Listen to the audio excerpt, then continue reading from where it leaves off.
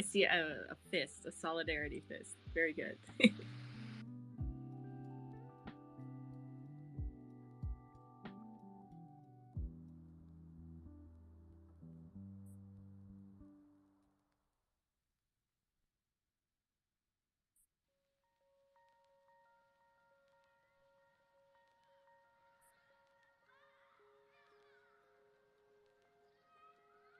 I don't want to be sick anymore. I know. We don't want you to be sick. That's no fun. Did you have tea or coffee or something for breakfast? No. Oh, okay. How about chicken soup? That's like all the way in the kitchen, and I'm in my room right now. Let's see, how do we do this? Can I like make your mic go really loud so then somebody hears it and comes and does a wellness check on you? Hey, what's up, Sunny? Hey, Jim. How are you, Avatar? Good morning, KJ. Oh, hi, KJ.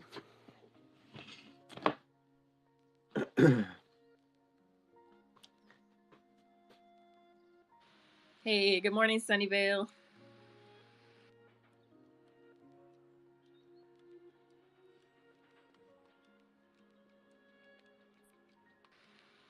I just got a new outfit. If anybody's on parcel inland, I just got a new outfit airdropped to me from a creator in the community, and so it looks so cool.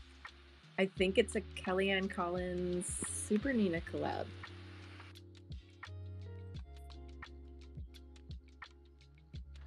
Oh, now I'm jealous. Okay, you sent extras, so I will send you one because I want to see mods in this.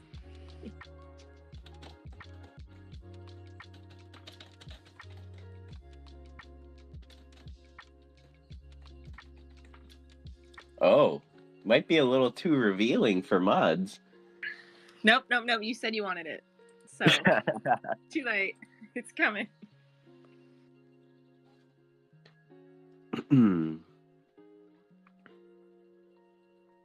I see we have 10 cent in the building. Hello, big corporation, Chinese corporation.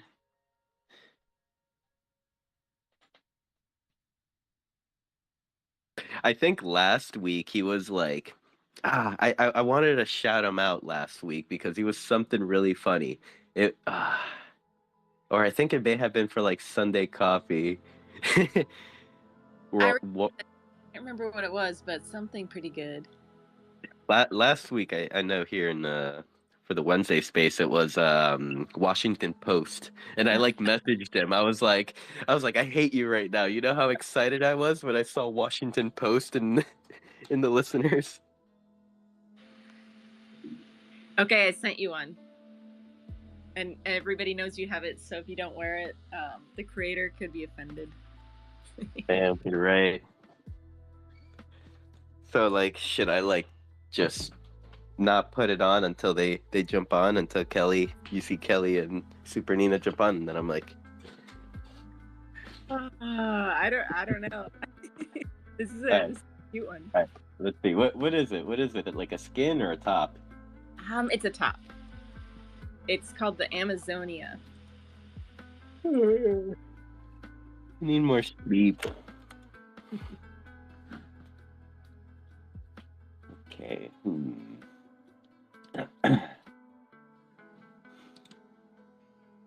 Good morning, Frank. So glad to have you here. Oh, fancy here. Fancy seeing you here.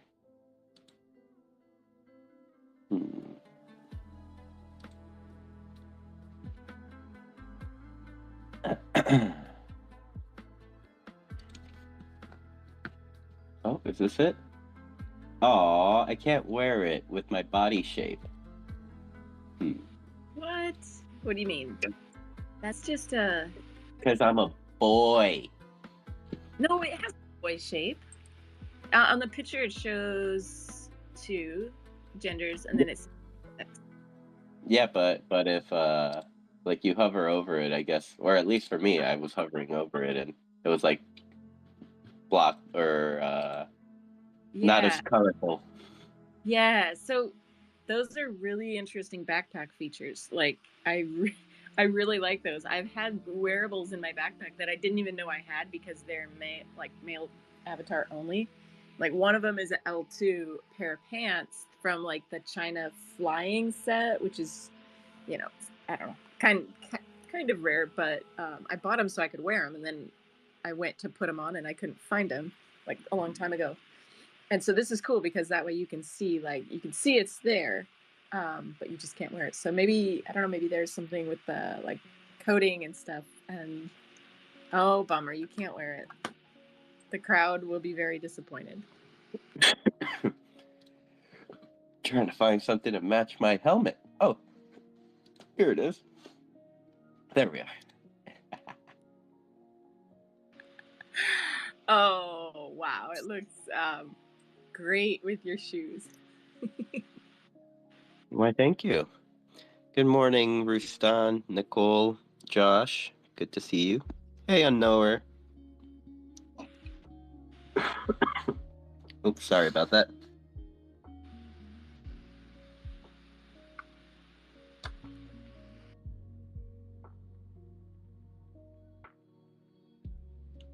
So, while we wait for the room to fill up, basically what I envision today's community building Decentraland Twitter space to be is to kind of highlight maybe any cool projects or any parties or anything that are coming up for the festival, the music festival. And actually even Halloween, because Halloween is coming up sooner than I thought. What, like 6 days? 5 days? Yes, 6 days if you count today. So Monday is officially Halloween. So yeah, I wonder if anybody will have Halloween parties this weekend, kind of gearing up for the big event. And I know, Rustan, you've got an awesome Halloween build. It's been cool that you've had it deployed leading up to this, so it's not just like one weekend or one night and it's done. If you feel like jumping up here, Rustan, are you having any events for Halloween on your parcel or anybody else? Because I think Claire Crypto, who I don't see here, I think Claire Crypto is having a big Halloween party. So yeah, if anybody knows of parties, come on up, please tell us. Yeah, and also I would like to get some opinions out from you guys because Monday is Halloween as well as like my usual Beyond the NFT broadcasts. So I'm kind of wondering, trying to get feedback if people would even consider or want to go attend a Beyond the NFT or just like enjoy the Halloween parties. That's true. They might want to go trick or treating. Yeah. Jump to different parties. That's what we need is some of the coders in the room to like and maybe they've done it in the past in Decentraland, but wouldn't that be fun to have like a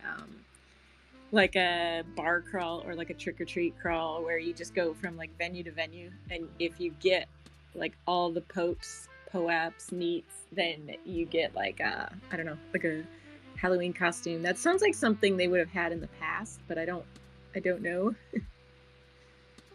I don't know. It feels like an us thing. It feels like one of those things that Foundation would look at us to do, not necessarily them.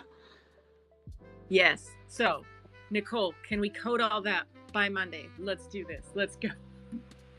Look at it. I saw 100 get thrown up. He's got it. Yeah. Hey, do we have Dogman? I mean, Dogman can turn like food into blood, so I have confidence in our team here. Hey, Zesty, how are you doing today? Yeah, so first off, win, trick, or need? Oh, that's a good name. And as for the yeah, Sin, I'm looking at your avatar, and yeah, that's kind of a run for the male avatars, unless you changed. Oh, no, I changed to a female just for this. Oh, okay. Oh, the outfit. Just for you guys.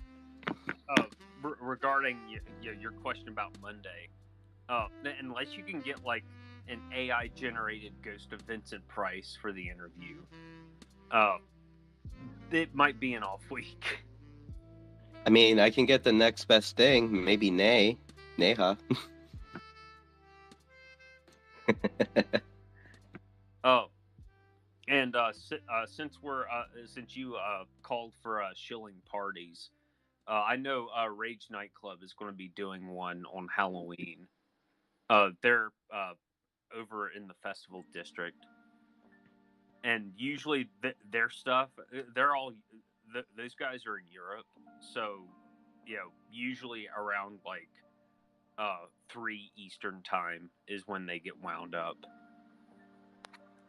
At least that's how they do things on Fridays. Three. Okay. That sounds doable for a Monday. Yeah, I mean, it's well It- before any trick or treating here in the States. like Or my Halloween party. I'm just so torn about Monday because like I have done Beyond the NFT every single Monday through like thick and thin since Uh, since February, and just to hold it off, just to not do it for candy. Nah, I don't know. I'll I have to mean, ask my guest. I mean, I'll be honest. I've got the Tammy and the T-Rex Blu-ray, and I might just watch that. Can we stream it to Parcel? Can we all watch it together? That's what we need. We need to stream the Great Pumpkin by Charlie Brown. Don't we all just need that right now? There was actually a party at Indomac where it was like it was basically like Mystery Science Theater, where they were just streaming like really bad movies, and I suggested the original House on Haunted Hill from the 50s, although it was like the 80s Ted Turner mandated color version, and yeah, UMAC was just like, that was actually a good movie. I was like, I know, right? I remember those movie nights actually.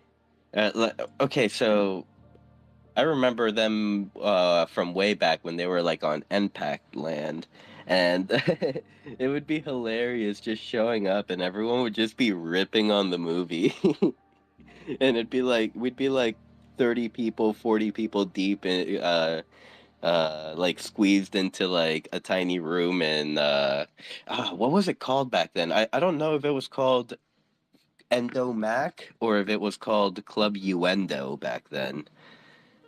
Uh, but Club Uendo is those- a really good name. I feel it like is.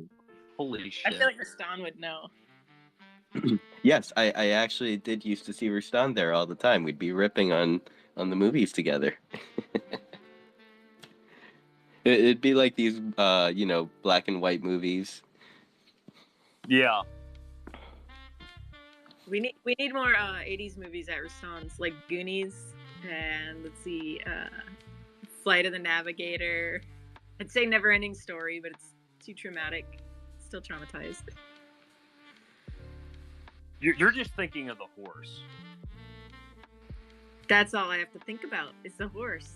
And yeah, just yeah, my palms are getting sweaty right now. Sorry. and then Artreyu names himself after that. So then every time I see his avatar, I'm re-traumatized by the horse in the swamp of sadness. You're saying this now, but like he has tried to get me to watch that movie many, many times. Oh, save yourself! Don't do it! Don't. The only good part is the left dragon. It's this big white fluffy dragon. Not to say the only good part, because I mean, there's some classics, but that's a hard movie to watch. If anybody hasn't seen it, The Neverending Story, that's what we're talking about. How about that ETH Pumpies? I see it's still ripping. Oh God, wish I would have bought more. Yeah, I like that. And how about that ice price?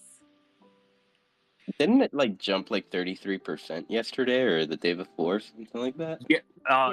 it was up almost 50%, but it started like it got to like just under a penny and then dropped again, but not all the way.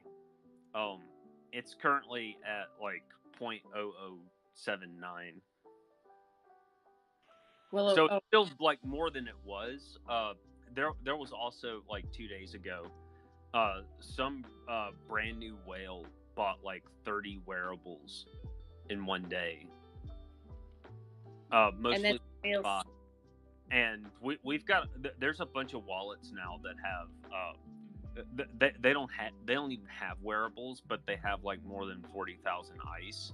So it almost feels like it's been like talked about a little bit in ice owners. I wouldn't be surprised if this is like an outside pump and dump, and we're just along for the ride.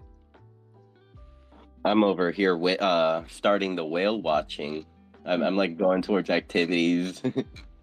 Well, yesterday a whale sold quite a bit, and that I think stymied the growth of. I think that brought it down from like. So I don't know the number, but it brought it down. Yeah. So one thing that's interesting about that, now I'm gonna actually let me look at this before I just like speak up. Oh fuck yeah, I did okay. So XDG has not pumped nearly as much. Like it's going up, but it hasn't pumped like super hard. And the funny thing about that, like I've talked to like other people, like the real like if you believe in Decentral Games and their thesis, the real play is XDG. Like the people who buy the ice wearables, they're like, "Oh, I'm an investor." Like, no, you're not. Yeah, I mean, the XDG, the DG coin, that supports Decentral Games. So if ice poker. Well, XDG's the only one with any voting power. And you got to have it for the claiming a scepter or getting premium tools. I know clothes away because I couldn't see my tools, and then I finally realized I needed the XDG, and I was too lazy to convert over. You know, which funny thing about that, I started looking up people who like I considered like considerably better than me at poker, because now I've got the premium tools finally. And yeah, that was illuminating. Like they have higher highs. A lot of the ones I looked at have higher highs and lower lows.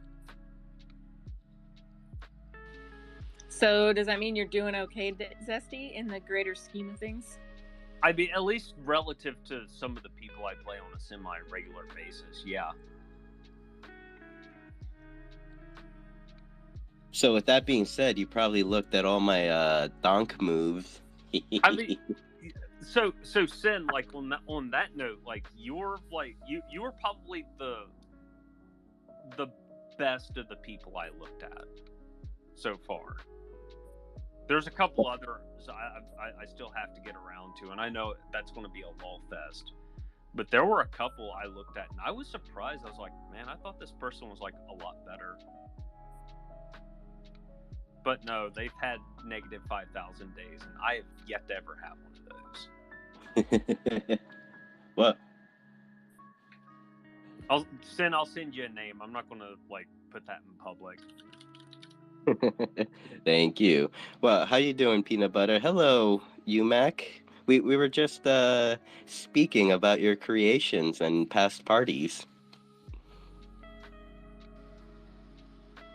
And UMAC and anybody, we were asking what Halloween parties are out there. So if you are doing a Halloween party or know somebody holding a Halloween party, please feel free to come up and let us know about it.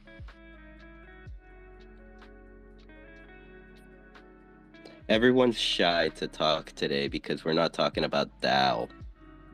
I know. They no comment.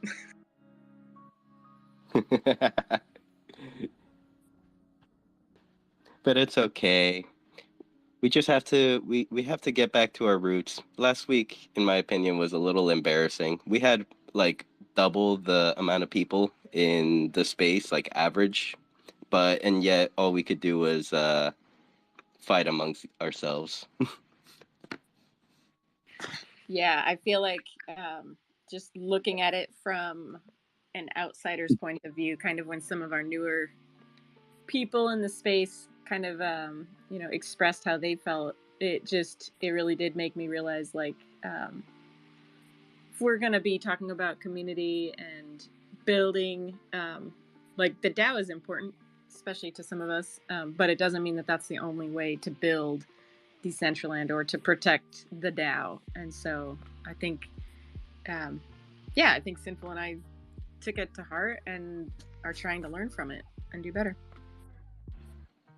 And I mean, I have been seeing like better channels of communication being developed, like through the forums. Hopefully, and hopefully maybe we can see Al backwards, bare knuckle Twitter Spaces come back. That would be the perfect scene for what we saw last week.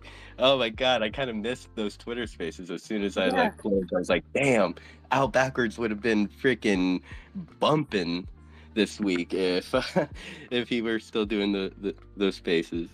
Where is Al? Is he? I didn't realize he hasn't been doing them. Is he taking a break or doing? I don't know. That's too bad. Yeah, we love him. Hello, UMAC. How are you doing today? Hey, good. How's everybody? So much drama lately. So I don't want to speak on any of that DAO drama and craziness, but I just see a lot of different parties just on the events page at the moment. Endo and I mean, we could throw together a little movie night, but we got that issue with being sucked up into the next door neighbor's spaceship, and then you can't find your way out of the spaceship, which is fine because for the moment, I mean, I have another 1x1 that I did deploy the Endomac build on. So I don't know. We'll talk about it. We'll let you guys know. I know. I just talked to Cromulon yesterday. It's been pretty quiet at Cromulon except for doing like the pre and post parties for the DJ Trekker battle. But I just talked to him yesterday in a long while, and I guess he has some big news. A very big band that he said we're going to put together a little an event next Tuesday. I got to go through my emails and get it all together. So there's that, and he's also playing at Zoo's Halloween party. So that's all I know going on. I just want to say hello to everybody. I haven't really talked in a while, but it's so nice to hear from you, UMAC. So tell us for Halloween, what Halloween parties are you thinking about attending? What? All of them. I mean, they all look like so much fun because we can't really. I don't want to do anything IRL. There's not even going to be any trick-or-treaters. Like, my neighborhood is still. There's so much debris from the hurricane all along the roads. I don't know about you. Plus, that'll save me a lot of money on candy. Yes. I mean, at least for my area, I think if we had trick-or-treaters, they would slowly get picked off by bears and bobcats and stuff. So damn. Well, we did. I did see a long time ago, and I live right next to. There's a preserve right next to my house, and I was driving home from work, and I was like, is that a log in the street? What the hell? And it was like a 12-foot alligator right next to my house. So yeah, I mean, there's alligators here, and I don't like to walk around too much or leave the house for that matter. Everyone's going crazy right now because they're just so sick and they're just frustrated and tired of the. You can probably hear it in my voice, just dealing with insurance and all this stuff. But anyway, I think I've been, I think I want to try out all the different Halloween events on the events page. I know Crypto Novo's having one. Zoos is going to be cool. I'm not at my laptop right now, but I know there's a couple different others. So yeah, it's always fun because then everybody dresses up too, and you get to see, go back in your wearables and find all the cool Halloween wearables. That's a fun thing. It looks like on the 30th. So Sunday is the 30th. It looks like there's a party at Medikey, Digifun, Novoverse. I'm trying to make sure I don't tell you the wrong day. Oh, no, those two, Medikey and Digifun, are on Sunday. Then Novoverse is on Monday. Had to think about what day comes after Sunday. Butterfly Prawn Farm is having a trick-or-treat event. That sounds cool. Ooh, collect trick-or-treat items from the pumpkin plant and stand a chance to receive spooky Halloween wearables. Okay, we all have to go to Butterfly Prawn. And then Rage Halloween Party. Stony Mofaya, but that's not Halloween based. Yeah, looks like quite a bit. That's all I see on the events page, but I know there's more out there, so people might still be getting their events up. That'll be a lot of fun. You, Mac, can you tell us about what you said about how people are having a hard time getting to your land, and just fill us in, because if people are trying to get there, it'd be helpful to kind of know what to do to get there, I guess. Yeah, well, basically, the easiest way I found out, and the next door neighbors, I've known them for a long time. They're good people. They're working on it. It's not like anything bad. But if you go to negative 6937 and go around the back way and slip in, you're good. But if we had an event, I would just put it at. I have a 1x1 with Anthony Sims of Face Fashion, so I would just put it there. I mean, it would be kind of fun to, that element of, oh no, I got sucked up into the spaceship. How do I get out? Because they did put a portal, but you have to pick one of the 5 doors that's the right elevator, and then you have to find the button and go to the 2nd floor, and then you got to go down one of various hallways, and then it's at this glowing door that has no signage or anything, and then you just walk through it, and then you can get to Endomac, which worked the first time. But then the second time I did it, it brought me to Endomac and then sucked me back up as soon as I moved my avatar. So if I did anything, I'm not saying we are having a party, but if we did an event for Halloween, I would just put it at the other place, just so nobody has any trouble getting in, because it can get pretty annoying.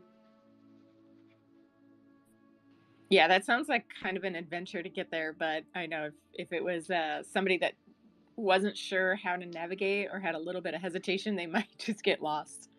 Yeah, and it's just really weird because I don't understand how it's happening. Because if I type go to and then our coordinates, it brings you right into their spaceship.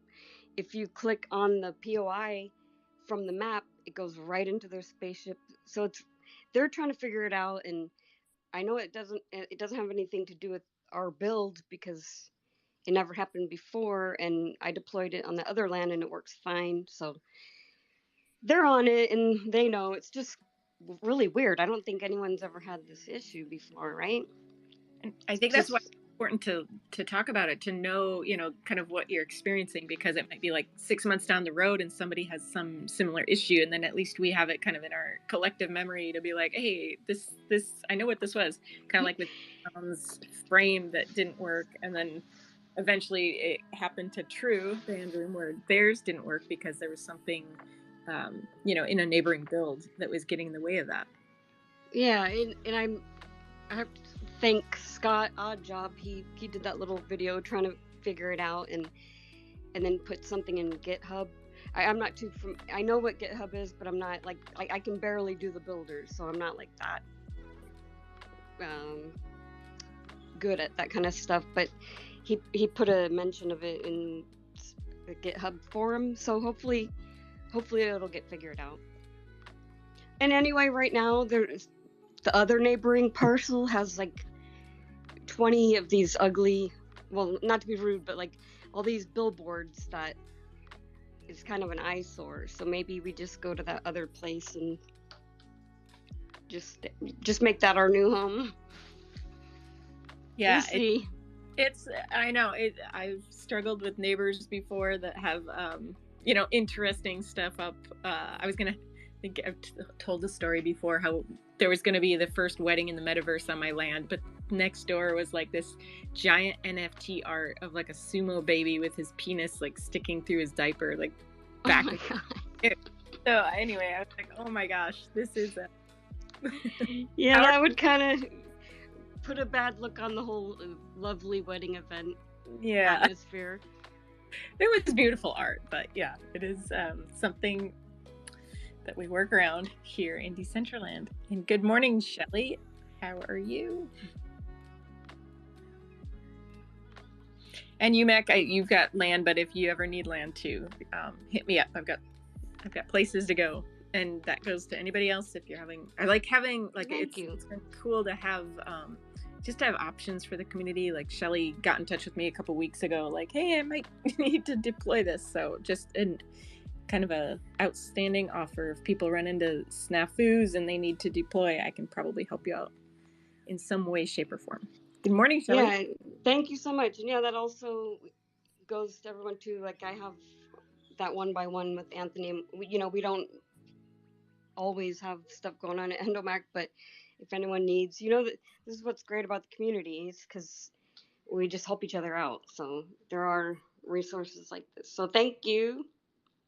Yeah, absolutely. And with the 9-piece, I can separate it into, that could be a 9-piece or a 2x3 or a 2x2. Oh gosh, I'm having to do math. And but anyway, I can make it a bunch of different things. And I'll let somebody else do the math. Good morning, Shelly. How are you? Good morning. I'm doing awesome. Thank you so much. And thank you for letting me grab the mic really quickly. Hello, everyone. I won't be here too long because I do have to hop in other meetings, but I messaged you and Sin earlier today because it suddenly hit me that we're missing a really cool opportunity as a community, since we share so much content from Decentraland already on Twitter and Instagram and wherever else. I would like to propose that we all, as a community, start using a consistent hashtag, whether that's DCL fam, DCL family. We can come to some agreement on what hashtag it is, but if we can be consistent, I think that it's an awesome opportunity for us to potentially trend on Twitter. Because again, with the whole community using it, it's just a missed opportunity that we're not using something consistently. For the band room, I try to get everybody to use True Band Room as the hashtag, just because it's easy for tracking. Like if I'm tracking KPIs on our own content versus what other people are sharing, it's an awesome tool across the board. But when Dino and I were running campaigns for a global car brand, Kia Motors America, we used Kia Family. That was the hashtag all of our influencer teams used. And we would trend globally, locally for, when we were doing in real life campaigns. And I was like, wow, why haven't I thought of this before for DCL use? Because, as a community, we're all running around attending these events. Content is being pushed pretty consistently all day long, but especially when we're at events sharing from the Dollhouse or Rustan's or whatever, it's a great opportunity to reach outside of our Twitter bubble with that hashtag. So I'll shut up now. I think that's awesome, Shelly. I think, for people that know about search engine optimization, how powerful that is, I think that, I think we should challenge ourselves as a community to like yeah, just kind of really look at what we could be doing better to get some of this our images and our posts in front of more eyes, because I think there's definitely more that we could do there. I know when I'm making my posts for my hashtags for Instagram, I copy and paste like kind of the big ones like Decentraland, Metaverse, Metaverso, like and then that's what I look posts up by, is those same keywords. And so I think, yeah, Shelly, you should have like a little class for our community. Would you do that for us? Oh, yeah, of course. Just as an example, we had an event in San Diego and we brought in 50 influencers from all over the country to this event. And we were all using that hashtag. It started trending globally and it picked up journalists' attention from all over the place. And they were like, whoa, kudos to Kia. It looks like they brought in thousands of influencers. It was 50 of us. But that's the power of the hashtag. If we all get on the same page and use one consistently, it can really amplify this content. And I think just bring more attention to Decentraland in general, which is what we're all about. So, Shelly, pretend that I don't know anything about hashtags and keywords. What does that mean, like trending globally, trending locally? Like, what does that actually...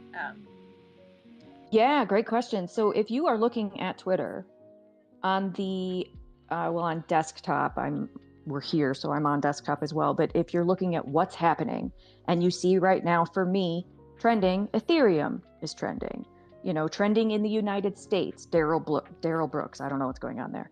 And then, the war in Ukraine, of course. And if you show more, it'll bring up all sorts of things like For You. There's obviously kind of like a TikTok For You page. But then if you go over one tab, there's trending.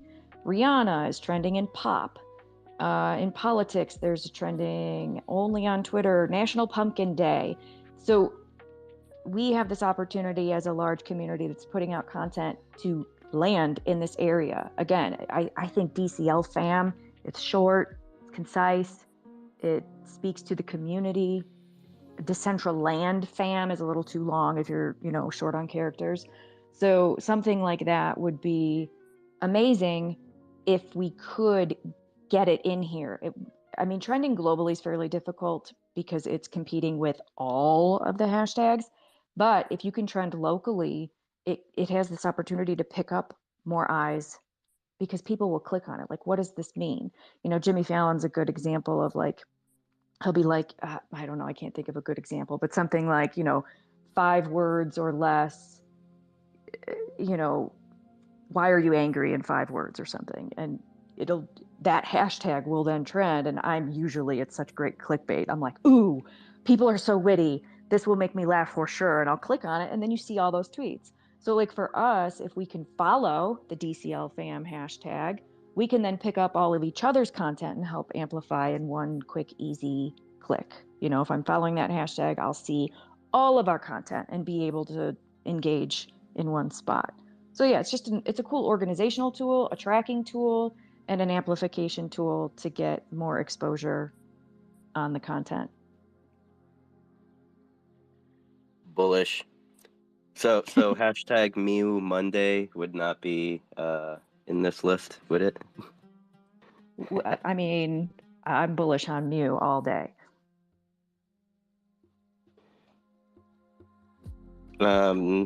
Would like to give a couple shout outs. Hello, Potradamus, Cheddar Queso, welcome. Shiny, Sayel. Very good to see everyone. Thank you very much for, tuning in today. We're having a chill day. Might even cut it a bit short. I'm personally not feeling too good. Just remember, everyone, make sure to like and retweet the room. Tell your friends about it. And for all the new listeners, if there are any Halloween parties that you are throwing, or anything that you're like getting ready for the music festival, please come up and show us. Yeah, because the music festival, it's pretty, it's creeping right up there too. Let me look at my calendar. How close are we? It just, if anybody knows off the top of their head, 2 weeks away. 1, 2. Yeah, we are almost 2 weeks away from it. Oh my God. Nothing like the last minute, right? I am so excited to see what people, what the music festival is going to be like. I was not here for it last year. I did not log in, but there were so many people. Actually, it was interesting. Like for Decentraland's birthday in February, I had a Twitter poll of people's favorite memories in Decentraland, and like hands down, the music festival was the winner. Like the best memories came from the music festival. So I'm pretty excited to see what that's going to look like.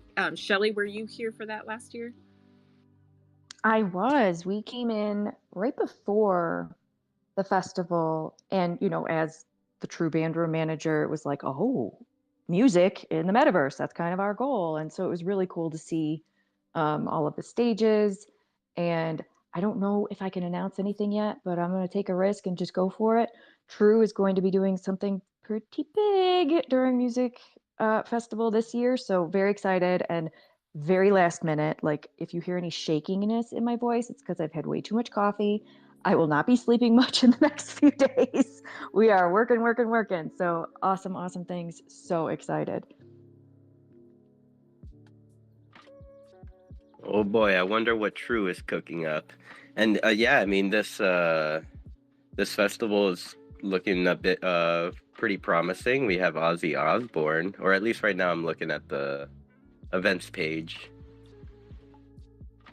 It's gonna be exciting, and of course, like I know that like some of our community DJs will be performing, which is super exciting. Like, I mean, what an awesome opportunity to be able to perform at the same festival with all these big names. So uh, I believe Stony I may have mentioned on Monday that he was performing, as well as I know that CJ is.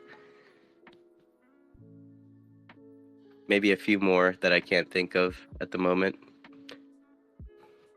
I think that's so cool to see all these DJs like working all year, behind the scenes, or not behind the scenes, just doing their daily thing or their weekly thing, like doing all these shows. And then, this festival comes around and they get to hopefully have like, kind of a, maybe not center stage to Ozzy Osbourne, but have some eyes on them because they worked so hard just keeping this place going, all year.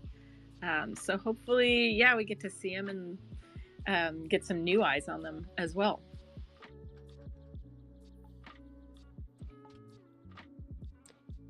So Zesty, I'm like looking back in our messages, and has any new development come up with our what do I even call them? Our Nickelodeon scam. So Zach XBT is calling the Drainer group Monkey. Mostly because of monkey-drainer.eth, and I caught some chatter on Twitter about there being like a Telegram group or some shit. I'm not really sure. I'm not into the plainly and obviously backdoored private chat apps, but that has gotten interesting. So when I looked at, we've had 3 community people just this month that I know about get wallet drained, and it's all the same group, and it's the one I talked about a couple weeks ago. And at the time I talked then, they had in the federal agent wallet, which is like the dragon's word of their ETH stash, they had like 102 ETH. When I looked when we were talking earlier, they had 400. Billy will fucking love this, by the way. 469.69 Ethereum. Just Maybe sitting around. Okay, I'm not saying that it's Billy, the mastermind behind all this, but what if it's Billy? Right. So when Zach XPT tweeted about it, uh, they've gone parabolic. Like when you look at the chart of like what's in now there's other lesser stash wallets, and but when you look at the main one, it's like holy shit. It's just I'll put it this way: if that chart showing this their stash was the Ethereum chart, you guys would be fucking insufferable. You would be so happy. Like I wouldn't be able to stand it because everybody would be just so overjoyed that the bear is over.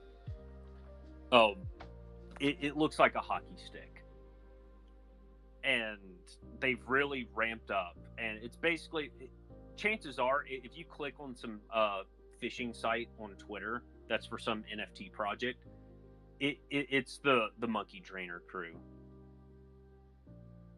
So Zesty, to give so I think we're all aware of what you're talking about, but just to give kind of a recap for our community, there's been a couple community members who got their wallets drained. And yeah, not like fully drained. So we had one person who lost like one NFT, and it was like a higher dollar one. They didn't take any of the lower value stuff. And then Serena got drained. It was like, okay, there was the Ethereum land parcel and a couple other things that she lost. And then Cheddar Queso tweeted about. I feel okay naming her because she tweeted about it yesterday. She lost like some NFTs, some Ethereum, and some mana. It looks like so. They're not only ramping up operations, but they're spreading the scope of what they grab. Oh, by the way, I did DM Zach XBT. He had found like going back, he had found some more recent activity with an exchange where this group funded a wallet with like a centralized exchange, but he didn't have the May 2020 Binance shit that I found. I thought that was interesting. Zesty, in these developing markets and developing ecosystems, for some reason, 10 years down the line, for some reason, I see you owning your own Web3 security, web security company. No, I just want to be a fucking like Ronin who just wanders the countryside and like slashes scammers in half for money. Like I want to stay wild and free. I don't want to be chained down to anything. But if you're the one that owns it, aren't you still wild and free? Then you got people to answer to. Like I'm very much in it for the lulz. Although I will say, I will say this: other recent distractions probably put me off of getting a bag for having info on this one. So yeah, I'm more than a little pissed about that. Oh, the shenanigans! And that's all. That's all I'm going to say about that. Because we're trying to keep this somewhat hugs and kisses. I understand that, but yeah, as far as the Monkey Drainer crew goes, just if you're curious, just go look at Zach XBT on Twitter. He is like the undisputed. Well, he is one of the undisputed kings of wallet peeping in the space, and he did about a 6-tweet thread about it. It hit the $1 million threshold with that group, so the FBI has like basically if it's not at least 7 figures, any type of law enforcement or regulatory body does not give a shit, like at all. So it's almost like, oh, you can steal up to 900K and no one's going to give a fuck, like rip and run, like Omar from The Wire. But as soon as you hit 7 figures, like that's the magic number. Which is kind of funny when you think about it, but yeah, he followed up, and apparently Monkey botted a bunch of replies to the thread. It's just the same copy pasta over and over again from hundreds of like fake Twitter accounts.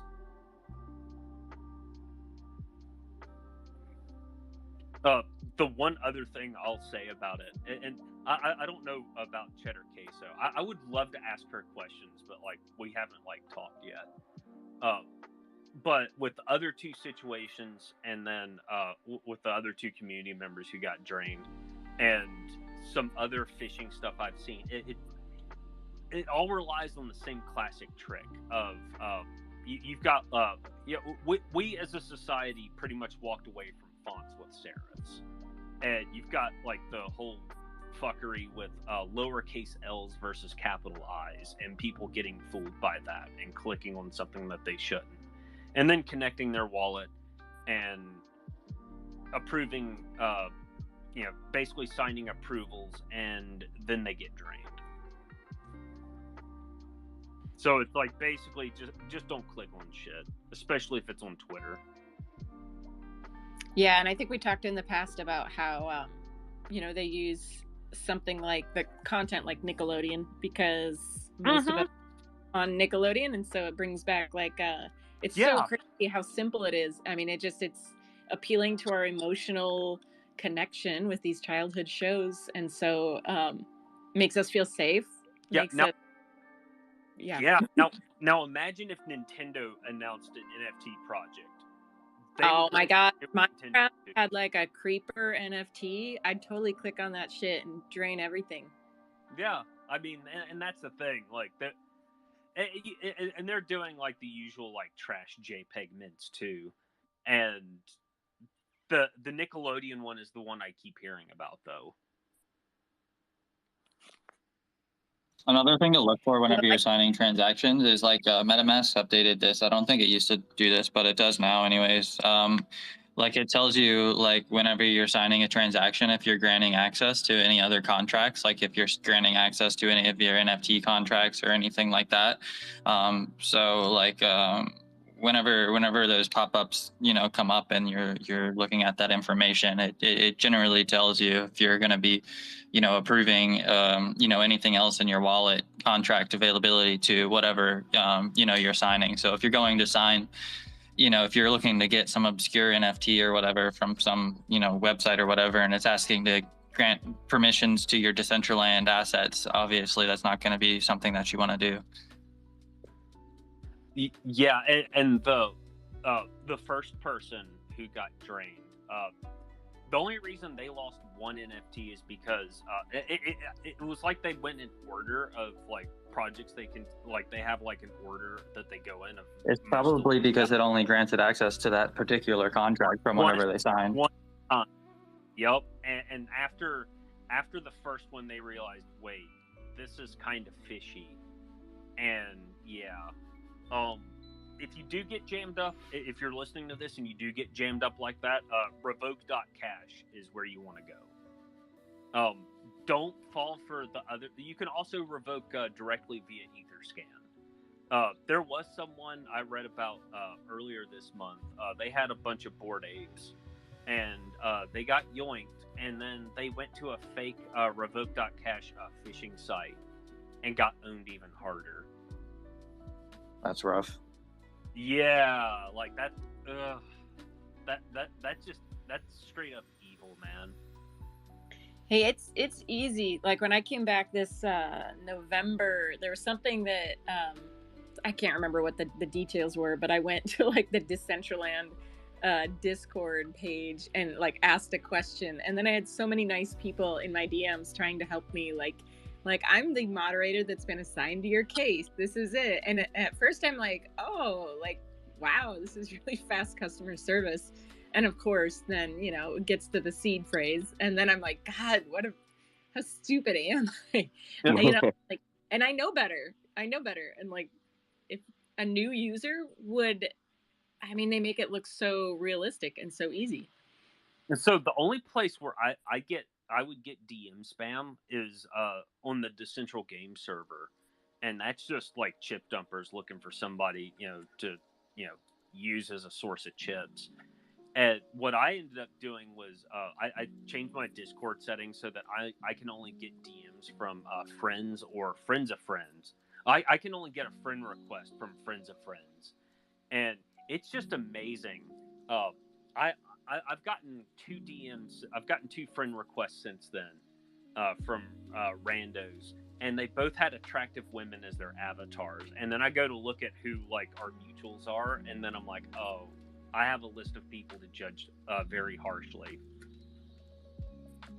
Just to acknowledge what you said real quick, Vanessa, just because that is, I'm sure you're probably not the first person to experience that, getting spammed by, a million people whenever asking a question.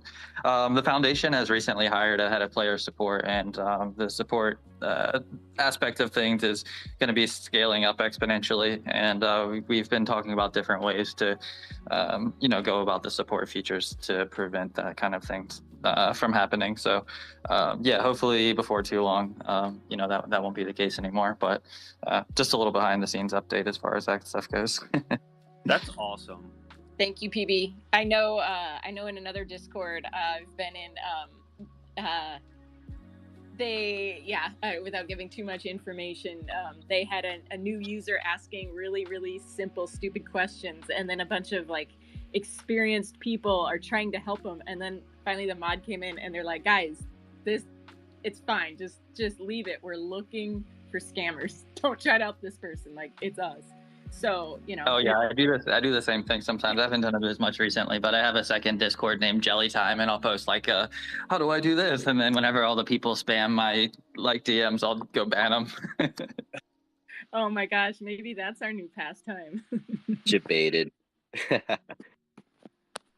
Just honeypot them. The tried and true practice. I got them with the old Jelly Time trick. They didn't even see it coming. That's I have to compliment you on the name. Like, kudos to you. Yeah, it makes me think of jellyfish. And what happens when you touch a jellyfish? I'm a jellyfish on the metaverse, so I feel safe. I would like to welcome Vanda Carr in up to the speaker panel. How are you doing? Would you like to chime in on the current conversation? What is up? Yes. What's up, everybody?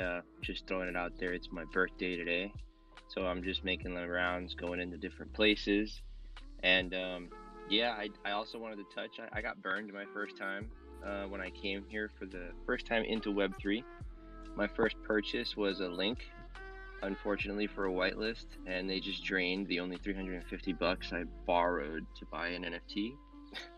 But when I went to go check the Etherscan and I saw this wallet, they were getting these $350 clicks like every 30 seconds. So I'm sure that guy made a chunk of change. But the original reason I jumped in to converse was you guys were talking about big name brands like Nintendo and whatnot. And when I came here for the first time, to Decentraland and to Sandbox back in November, I was bartending and DJ Shark actually onboarded me. I remember as soon as I came in, I started noticing if you zoomed out at all of the maps, nobody really talked about it either. And I even talked about it with some of the people that were investing in some degens. I noticed that Atari was buying up everything. I mean, they had a humongously large portion of Sandbox, and then they were creeping into Decentraland. And I just wanted to throw it out there, like, if anyone was ever looking at Atari stock or what they're doing, I'm sure they're going to be coming out with a ton of metaverse stuff very, very soon, or at least hosting spaces for other events. But Atari is definitely on the up and up, and they're being sneaky about it. I do agree. I mean, the Atari presence has always been here for as long as I have been on Decentraland, since last October. And I never really heard much of it, but like, I feel like these bigger companies do like to move in silence.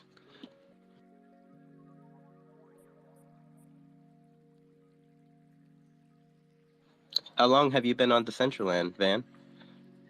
Oh man, I jumped in. I think I recorded my first video of me dancing in Decentraland. It was right after a video I recorded in spatial, probably back in June. I remember, I think it was, I recorded a few things in the dollhouse, and I'm still sporting the same outfit, unfortunately, the red flannel. But I got some people from the fashion diary. They're gonna help me out with some wearables. But yeah, I've been here since November, but filming since around June. Hey, if you send me your ETH address, I'll hook you up with some wearables. I that's like my purpose here is just give away free wearables and yeah, bring the style brings the style to the metaverse. So send me your ETH address if you want something Definitely, it's very hard being a Viking goth in this place with just a red flannel. Oh, are you a Viking goth? Pretty much. I mean, if you see my avatar, it actually looks like me in real life. No lie. Okay. Yeah, I mean flannel is good, but we can add a little bit to the flannel. I love the small malicious giggles from Canessa when she heard like, you know, like, oh, I don't have many wearables. She's like, ha ha ha, I've been waiting for this moment, this entire Twitter space. It is. Yeah, it's hard. I mean, not everybody bites. Like Enwiz and I were talking about like how we were trying to give somebody some wearables, some free wearables, and they were like, "No, that's okay. We're good." And I don't know. Yeah, it's I got a couple to give away. I mean, it's their loss. Maybe like in 10 years, I'll like come back and be like, I remember someone offered me like some free Decentraland wearables. And then they look at the price of mana and they're like, dang it, I could have sold that. Yeah, exactly. I mean, you know, again, I won't go into why I have thousands of wearables, but some of them are like sold out in the marketplace, and so if you want it, like I don't know, it's interesting just to see these wearables that have been like basically given away for like no mana or like no poly, like I mean just dirt cheap, and they might be like a edition of 1,000, but now they're sold out, so there's only one way to get it is on the secondary. Like I was just looking at purses and shoes from the metaverse, the fashion week, and so they were given away for free, but now there's only like 5 of them on secondary. So I don't know. I think you know, Fancy and I, we're collectors. We like to collect, and so maybe there's no value in this stuff, but maybe there is. Maybe there will be someday, and maybe I'll be like, what the hell? Why did I give everything away? But I don't know. It's funny. I'm actually talking with Ready Player Me with some templates for some spatial wearables because I myself was getting into creating wearables while I was getting lost in my meta videography and doing all this 3D animation. But man, I would love to see how things are designed for Decentraland and voxels and stuff because I'm a designer and a storyteller no matter what. But wearables, it's like half my family, all the women in my family, they were all like seamstresses, designers, and fashion freaks. So being in special effects and doing, you know, movies, that came in handy. Like fashion was a little different for me than it was for everybody else growing up. That sounds so awesome. I bet that they would. I mean, I don't know about. I can't speak for fashion designers, but it feels like the digital fashion scene, like it really appeals to people because they aren't limited by the limitations of like fabric and what you can do, you know, in real world compared to here in the metaverse. Like you don't have gravity, you don't have seams to worry about, you don't have to worry about getting the outfit on the person and then off again. So I think that freedom is what attracts a lot of people to Web3. So it is really cool, but you need those 3D modeling, you know, skills. And so I see as like the future goes on, like model and just basic understanding of computers and how to do that. It's just going to have so much more utility. So if you have kids, make sure that they're going into the 3D modeling field. I think it'll be a big one. And Vandekar, can you tell us a little bit about what you do? I'm looking at your profile. It looks really interesting. Yeah, I'd love to hear a little bit more about your storytelling and meta videographer. Yeah, sure. I actually started doing meta videography in World of Warcraft back in 2007. People they wanted videos done, and I'm a video editor, so I tell stories. I used to draw comic books, and everything I do now is out of necessity. I was a musician at first that drew comic books. I wanted to make a cool album cover and do a video, and then our videographer sucked, so I became one of those. And then our video editor kind of ruined our video, so I became one of those. And then I started my own production company, and then COVID hit. So after a few, professional commercials and major music videos, I started bartending and wound up here in the Meta. So doing videos back again, and I noticed that Ready Player Me had all these avatars, and people were doing stuff with avatars. And I've always helped people like musicians and artists advertise themselves or try to sell themselves or their own products, their art or whatnot, through video, through storytelling. My parents have all been movie buffs, and I've been introduced to movies my entire life. I think my first movie was before I was a year old. I was in a cradle watching a Freddy Krueger movie, and I was silent the whole time. So I've always been into movies, and now currently I'm jumping from verse to verse, and I still shoot video. I still shoot music videos, event videos in the Meta, and edit them in ways that, are very, very appealing to the eye. I have a very cinematic take on it, but I'm still trying to find my niche. So, I mean, there's people out there, there's builders that are making money off of spaces, and people that make money off wearables, and I'm still just a storyteller. I'm involved in all of it, but trying to find my place. Even now, even doing an education token, I'm starting to write a lesson plan, because there's so many people that want to do some of the stuff that I do, and they have no idea how to. So I don't want anybody to go through the trouble that I've gone through trying to learn in Web3. So eventually I'm going to teach what I do so there can be more of me, because wouldn't it be cool if there were more people shooting video in the Meta? But yeah, that's basically what I do. And now I'm currently working with Ready Player Me and Motion.ai. They're doing a lot of experiments that are going to be happening in Art Basel, because motion capture with suits and all those little dots and stuff, it's not a good look. It's very uncomfortable, very expensive. So now they're doing stuff with just multiple iPhones, and since it's in 4K, because the iPhones have a lot of good cameras, it's down to the fingers, man. Like, people can see how high you're standing on your toes. Now this is huge for the fashion industry, because now you can sell different kinds of heels. The difference between her wearing stilettos or her wearing flats could be a thing now.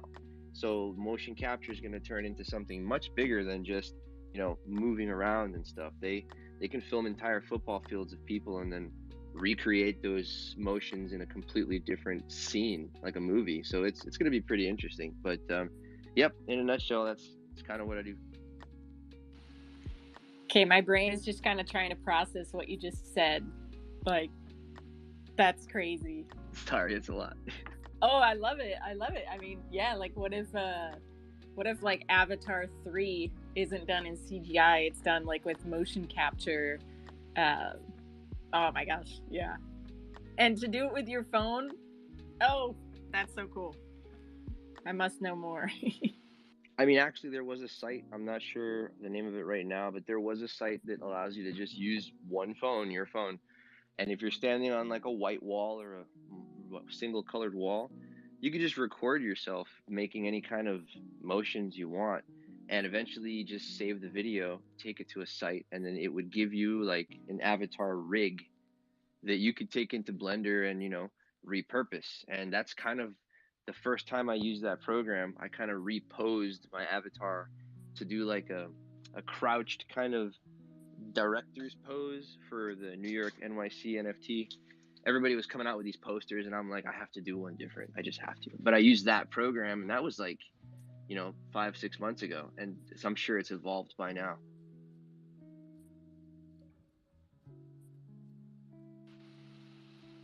Well, that is nuts, and thank you for sharing that with us. I know I saw Michi Todd just posted a picture, and he's in like a motion capture suit, so I'm hoping that he can share more about what he did with that. But yeah, it's even just motion capture with emotes coming out, it feels like the space is just moving so rapidly. Like 2 months ago, I don't know, I wasn't hearing anything about that, and now it's like motion capture, like I don't know, it's real. So so cool. I feel so fortunate to be like witnessing all these changes and everything's moving so fast.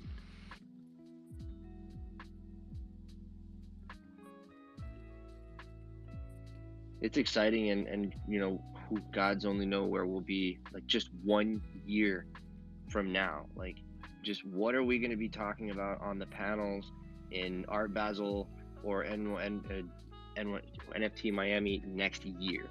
Like, wow. Like, I just saw a video of Snoop Dogg in a whole motion capture suit, which is funny because I'm working with a company that's destroying motion capture suits. But it's just so funny. It's happening so fast. I even see the celebrities that are doing the things that are already old, and because there's stuff moving so quick that they're not even on that level yet. So it's so awesome to see what's going to happen. Yeah, well, thank you for sharing with us. You are welcome back anytime, because I think that community, I think that, yeah, at least for me, like what you're saying, and I think it's interesting. I know a lot of us are making emotes and trying to, like, I don't know, for me, trying to compete with the emote creators that are not compete, but like, you know, make something to that level. And the motion capture just, I mean, it does such a better job of capturing all the tiny details. So it is interesting to see what other technology is coming out there. Much thanks. Vandekar, I see that you're based in Miami. Will you be attending any NFT Miami events?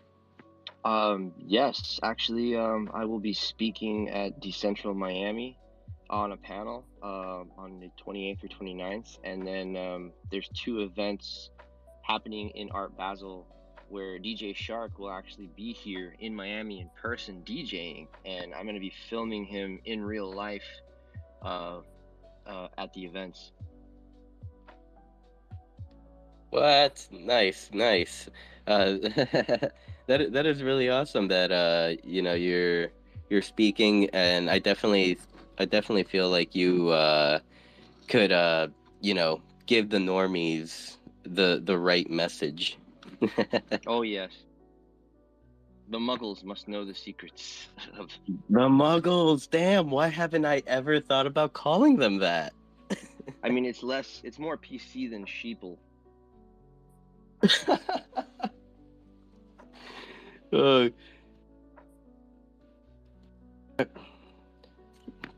Aw, I thought I saw Multi NFT in the crowd. I wanted to ask him about his event, but he seems to be gone. Well, we have hit our 1 hour mark. If there's any more topics that anyone would like to come up and tell us about, any events that you're hosting for Halloween or the Metaverse Music Festival, you're more than welcome to come up to speak. If not, we can start to wind down here a bit. As you guys can hear, I'm rocking Squidward voice, so I need to get back in bed. Coke Smash! Well, I'm not sure it's official. I know that my wife Stella is definitely throwing a little powwow tonight, I believe in Spatial, for my birthday. And I know there's quite a few Halloween things happening this week. Stilo is also colorful. Quite a few people cat. But I'm probably going to be throwing up a music video that I did maybe 7 or 8 years ago that was just lost in translation. A DJ Shark actually asked me to submit it to that festival, but I'll probably be airing that tonight. So if anybody's interested in having a time in Spatial, just follow me here on Twitter, and I'll just drop some links. When you say DJ Shark, are you referring to Shark Anthony? Absolutely, the one and the only. That's my dog. He onboarded you? That's sick. I had a really good interview with him on Sunday. He was on Sunday Coffee. Usually every Sunday morning, Tank Poco and I host our Sunday Coffee Twitter space, and he was our guest last week. He did amazing. Yeah, he's awesome. He actually was sending messages back in the day, and he onboarded me from Facebook. I was actually bartending, and everybody was making fun of him talking about the meta, and I was like, let me just let me just listen to see what the heck this guy's talking about. And when everybody makes fun of something, that's usually when you got to pay attention. And he got me into the Sandbox and into Decentraland and in Voxels like that same week. And I actually just visited him. We had a builders meeting about future stuff. I know I helped him with some of the Remora Labs build, and yeah, I've known him since he onboarded me, man. He's totally dope. So dope, and I love his music NFTs and his music. I believe he recently released or minted or no, I'm sorry, has an open edition minting right now. I should probably take a look at that. He's a multi-minter. I mean, you just gotta you gotta pay attention when you mint stuff, because sometimes he'll mint a song, and when you go on and you listen, it'll have a QR code. You scan it with your phone, and it'll take you to another version of the song with a different video. Sometimes, like, he's just multi-platformed all around. Holy crap! I did not know that about like his NFTs. Like and he's never even like really told us about it. So in a way, it almost feels like it's like a low key utility. It's an Easter egg. Oh yes. Yeah, that's awesome. It's like a rabbit hole with shark. You gotta really dive deep. No pun intended. And that's what makes him so great. You can tell that he puts a lot of time and effort to his craft. Like he wants to benefit the individual that buys his art.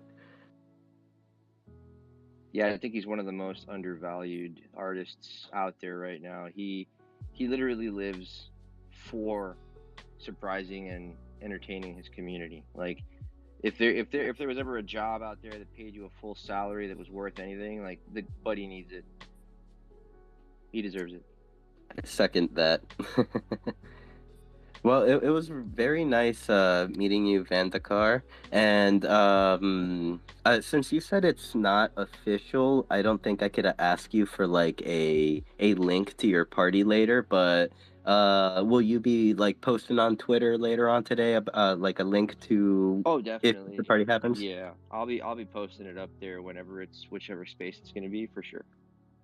Sounds good. I'll keep an eye out, and I might drop in and check out your music video and scream happy birthday. Much appreciated, man. Thanks for having me, guys. Thank you for coming up. Coke Smush, how you doing today? Sinful, Canessa, what's up, you guys? How are you doing? I'm doing well. Good to see you. Good to see you as well. Thanks for having me up. Shout out to everybody in here. So many beautiful faces, a bunch of friends down there. I just wanted to, say thanks for hosting these spaces. I was a little late this week. Had some things that I had to do, but I'm glad I got to catch the end of it. Just wanted to say that I do have a Halloween-themed scavenger hunt that I'm doing, giving out POAPs. If you participated in the other 2 installments that I did, when you have all 3 POAPs, then I'll be sending you a wearable if you can show proof that you have all 3. But if not, you can still get a POAP, a little Halloween-themed POAP. I put little spooky stuff around the parcel. I'm a little limited on my 1x1, but I do tend to cap out my triangles and materials every time. So hopefully it's a good little interactive experience for you. What time does the scene go live? I actually have it live right now. I try to set them for like 5 p.m. UTC just so it's more universal for everybody to be able to participate. But I know there's so many things going on in Decentraland, so I don't really expect too many people to show up. But I got 30 POAPs, so first come, first serve, I guess. Ooh, limited time POAPs. Yes, sir. Thanks for giving me the time to come up and talk about it, though. Really appreciate it. Miss talking to all you guys, really. I love Decentraland. Scrolling through, there's so many people that I built relationships and experiences with. It's amazing.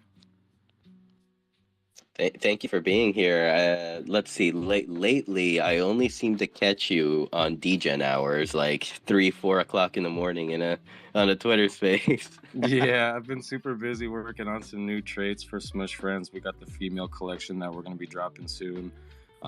Super fun stuff, exciting stuff. We built, more stuff on the website, added some more stuff for our holders.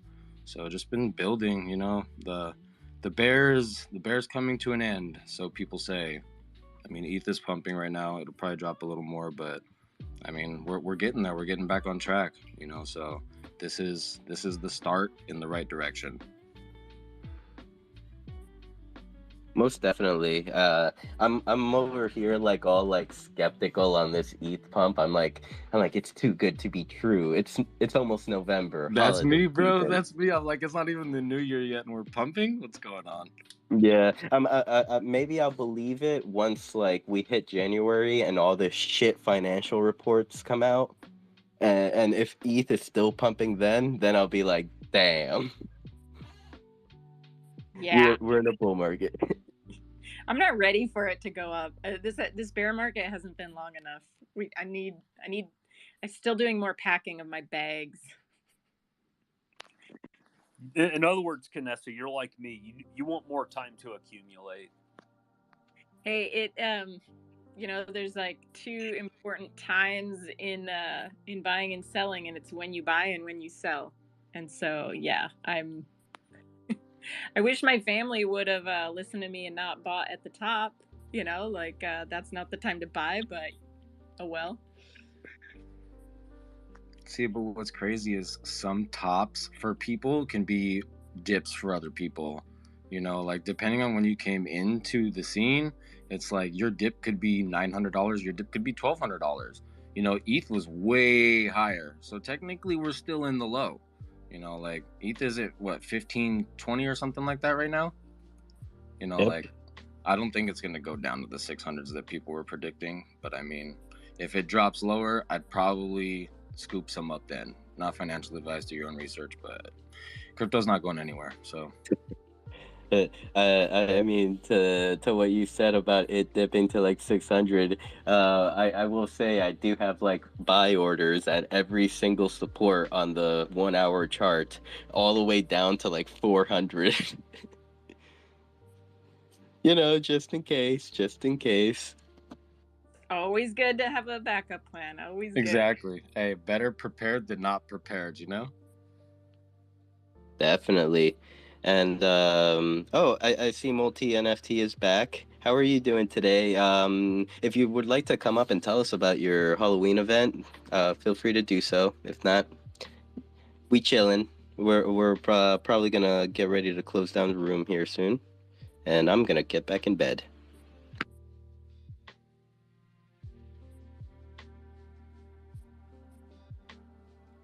And everyone, please make sure to like and retweet the room. I really appreciate every single one of you that are here today. Like, how many do we have? We have like 37, 38 individuals. You're all beautiful. Especially you, Zesty. You and your green hair.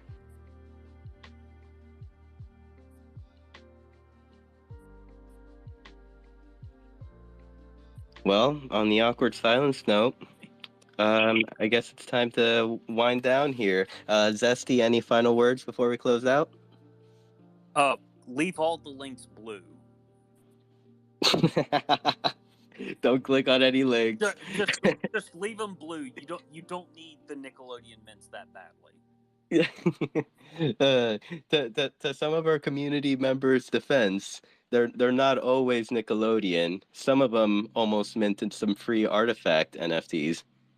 Right, but we're going to go with Nickelodeon for purposes of the memes. For the lols. Right. Thank you, Zesty. And if that doesn't fix if that doesn't like cure your nostalgia, just go read about Dan Schneider. That's all I'm going to say on that.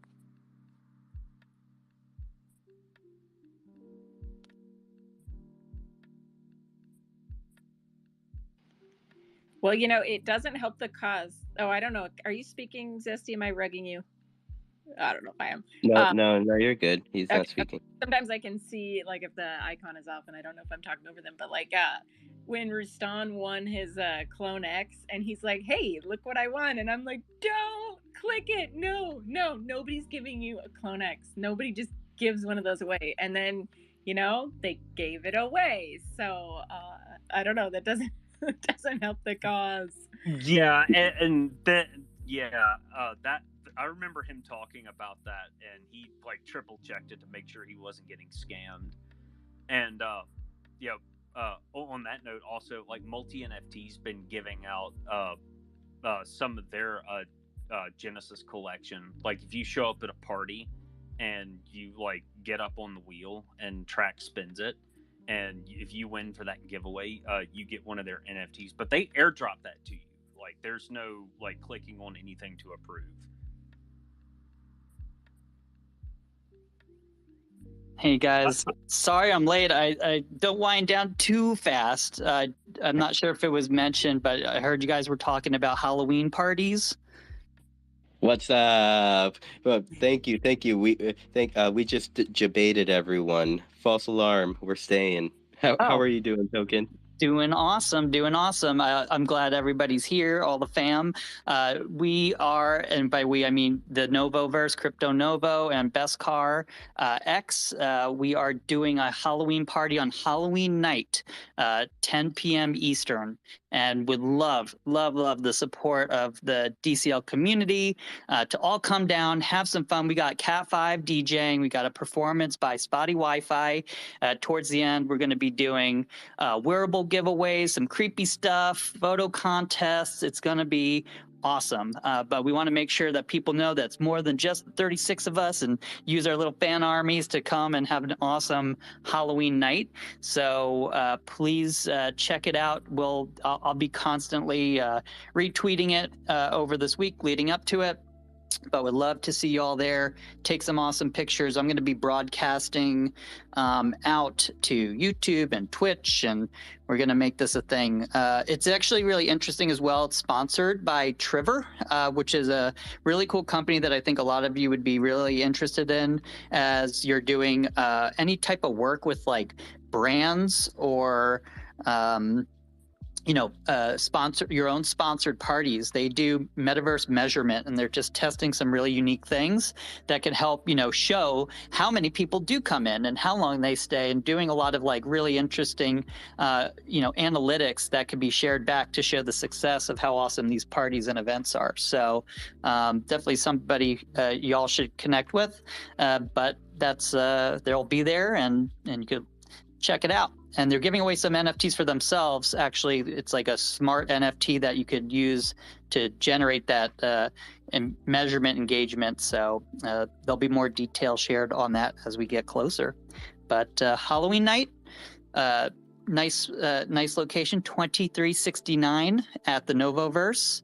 Michael Jordan, 69, all decked out by Mr. D. He's been doing a sick job on this space all month. It's wild. So we're pumped. Just hope to see you all there and we get a party started. I think that was my signal to cancel Beyond the NFT on Monday. Well, thank you for coming up and sharing with us. Definitely, it's always nice to have someone come up and share the details.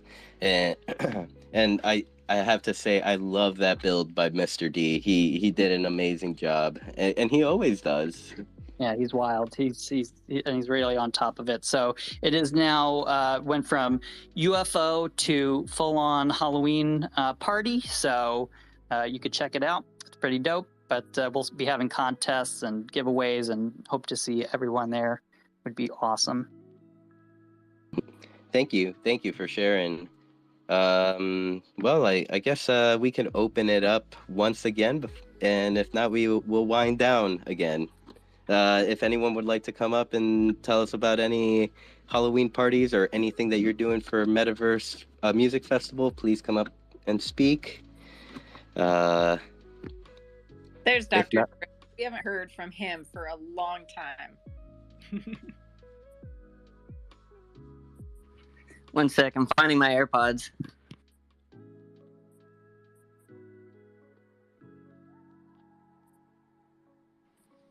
And while you're doing that, Vandakar, the wearables are on their way. I have started the stream of wearables, so enjoy.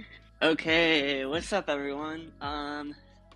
Yay. Thanks for throwing this sinful. I hope you're feeling better soon. That sucks. But yeah, I'm just jumping up here real quick. I'm working today. Today's spray paint day, so having fun with paint again. But I wanted to jump up here real quick and remind everyone of the games. We've got Exodus and Dice Masters that both have Halloween events. They're giving out special items for completing these events. So it's pretty cool. And it gives me, definitely some, I know they're both, RPGs, and the holiday events giving out these special items definitely gives, the RuneScape vibes. So I definitely recommend everyone check out some of these games and some of these holiday events. And also, Broomway has been decked out with a bunch of Halloween stuff. And we are gathering tonight in the Discord to run some group races. You don't need any NFTs. It's open to everyone. There's no level requirements. So I recommend anyone that's around at reset. That's 5 p.m. Pacific time, 8 p.m. Eastern. Come drop in the Discord, even if you don't have a mic, and come run some races with us. We've been having a lot of fun with it. New tracks came out this week. Yeah, and I'd love to see some people out there, and I look forward to seeing you all out in the games. Much love, and I hope. I just want to be quick, so I'm going to hop back down. But I hope everyone is having a productive week, and the art is coming along well, and we're all cooking up some good stuff. Also, oh yeah, that reminds me. I was invited to be part of the group that puts together some of the wearables for the music festival. So, look out for that. Really excited to be part of that team. And then, lastly, what was the last thing? Mitchie Todd is doing a 2-hour Twitter Spaces on Friday, and I expect to be speaking at that. So, yeah, watch out for that too. But I love everyone, and keep on supporting DCL. Let's fucking do it. I love you. Thank you, Dr. Drip. It's always nice having you up here. Love hearing from you. And yeah, we've Kanessa and I have missed you for the last few weeks that you have not come up and kind of said hello. We miss your howdies. Dude, thank you. Yeah, no, I mean, I've been listening, but to be honest, my energy's been drained a little bit. So I'm looking for inspiration from all y'all and all my friends, and yeah. Otherwise, I've just been listening. I don't know. I'm excited for what we're building. I'm really excited for what's coming together, and I look forward to I don't know. I look forward to seeing what all these groups are making. But yeah, I've been listening, I've been lurking, and I still got so much love for everyone. We love you, Dr. Drip. We do, and I think that feeling you're talking about, I think that you're not alone. I think it seems like a general sentiment, and yeah, you're not alone.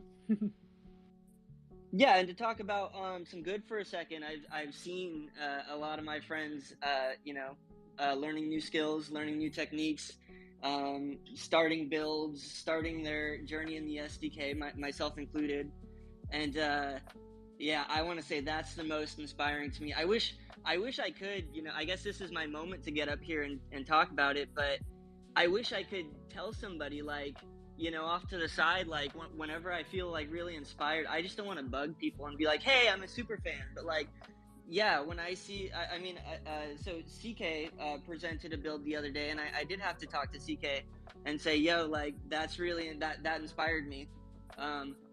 Yeah, I love to see it.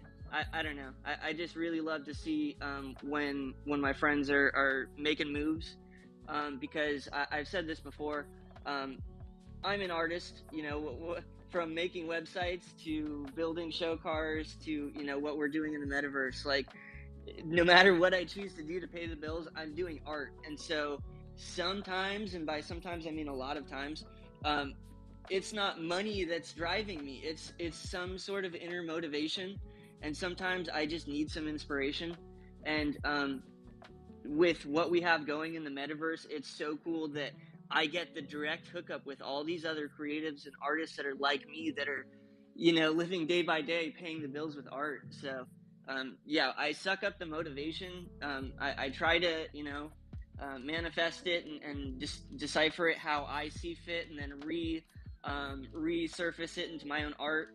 But yeah, that's what definitely keeps me going. That's what keeps me listening to these groups, and that's what keeps me interested in everyone's art. Yeah, I just recycle that, but I love it. Dr. Drip, I kind of, to your statement that you said about not wanting to reach out to someone, like annoy them, by telling them that you're a super fan. I think that you should take these opportunities every time, because like as a creative, like, creators love to hear the feedback on their work, and maybe sometimes they may have released a piece and they're not like too sure about it themselves, but like kind of the messages kind of do reinforce how people feel, and makes them feel better. Oh, absolutely. I know how it is from both sides. I hope that somebody resonates in here that, like, I don't know, I feel like I'm bugging you sometimes, Sinful, and you're one of my closest friends here. So I don't know. Yeah, I'll have to be You better never about bug that. me. Dude, I know. Yeah, tell my feelings about it. I don't know. Shit.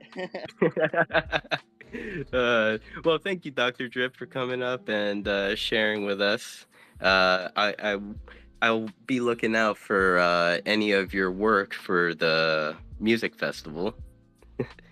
Yep, and right after that, it's going to be the Vox Boards collection. It's almost done, and it's looking really, really cool. So, yeah, thank you. I'm going to step down, and yeah, love y'all. Thank you. Thank you, Drip. Scott, how are you doing today? Hi, Simple. Hi, Kanessa. What's up, UMAC? Hey, Peanut Butter. Hello, Wisher. Coke Smush, Zesty. I'm doing great. I'm coming in kind of late, so if Bubbles has already mentioned this, or if Billy is up in the middle of the night, go back to bed, Billy. But we've got like every Monday night before Beyond the NFT, we have ABC Decentraland Adventure Tours, and that's 8 p.m. Eastern. So we'll be doing that Halloween night. Our special guests, I don't know, CK, give me a heart. Is it okay if I announce our special guest? I don't know, maybe they're not listening. Anyway, we've got special guests. We've got other places that we're gonna tour and visit. Okay, so I got the green heart. I saw the heart. Yeah, so we are going to be starting at I like to call it Casa Bustan instead of Rustan. So Rustan's got his place decked out for Halloween. We're going to start there. Our special guests are Mana Daiquiri and Super Nina. I like to leave the other little spots that we stop off in Decentraland as a mystery, so you don't really know exactly where we're going to go. But yeah, that's happening Monday. That's Halloween. There's a lot going on. But yeah, we'd love to see you, even if you pop in for a little bit. And lots of people do. We get people that come just for a couple of stops, and then there's some people that make it for the whole tour. So we really enjoy people touring with us and experiencing new places and interesting places together. I love the name for the Halloween edition of Casa Rustan, Casa Bustan. Oh my god, that's genius. Can someone mint that? Thank you for sharing, Scott. Oh, did I cut you off? Oh no. I was just gonna say I'll leave it to Rustan to mint that. But yeah, thanks.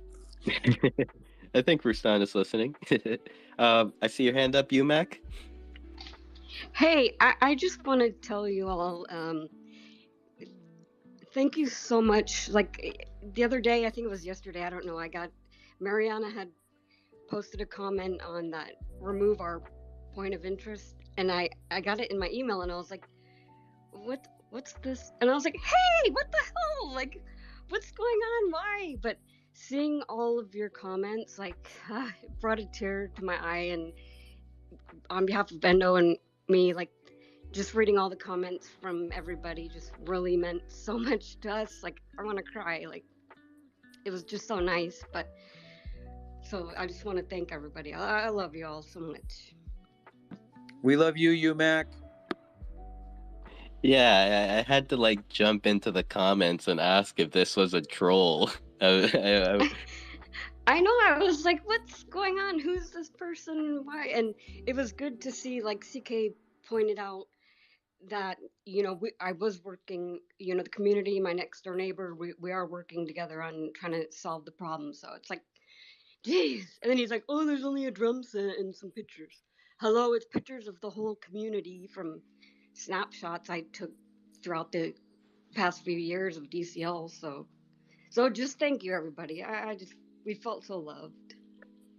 Perhaps we should turn it around because it seems like the individual does not like kind of like know that this community exists yet. Maybe we could like invite him sometime to like meet all of us. Yeah, that's a good idea. We were thinking of having, like, turn it into an event, kind of an event around that situation, and tell them, hey, you know, not saying, oh, we're so popular, but I mean, I don't think they knew a lot of all of us. So it's like, maybe we can, yeah, like you're saying, have an event and center it around that situation and welcome them and have them be more active so they know. Definitely. I mean, I'm always up for making new friends. I'm actually getting pretty excited just thinking about the possibilities.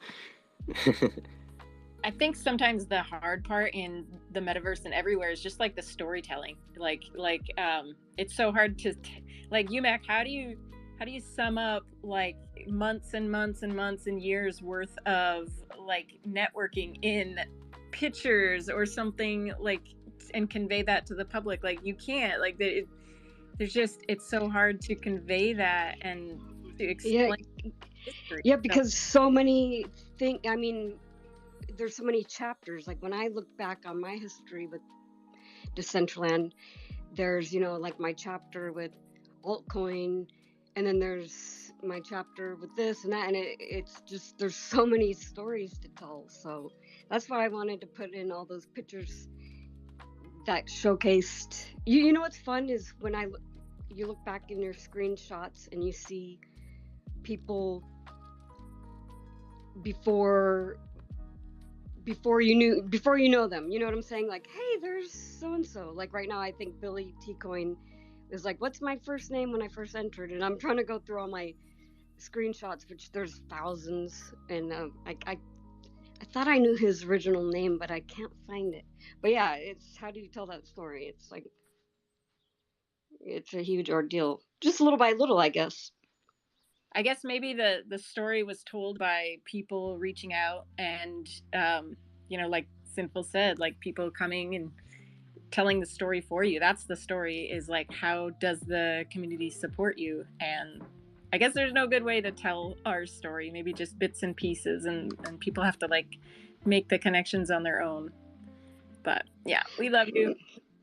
Thank you guys so much. Yeah, and it's such a, I mean, it's a global community. So, I mean, there's so many different people out there, and I guess just taking a negative and turning it into a positive, and that's the way to do it. I love that, UMac. Thank you. And I would like to welcome Wisher Vodka. Thank you for being so patient, Wisher. How are you doing today? Oh, you know, I'm doing great. Thanks for asking. This is Boca, by the way. But yeah, just thanks so much, Sinful Canessa, for hosting all these amazing spaces. I was actually just about to jump on the old indoor bicycle, and I turned on Twitch, and I was like, oh, look who's on. So I had to actually get off the bike, and I was like, okay, I want to join this conversation.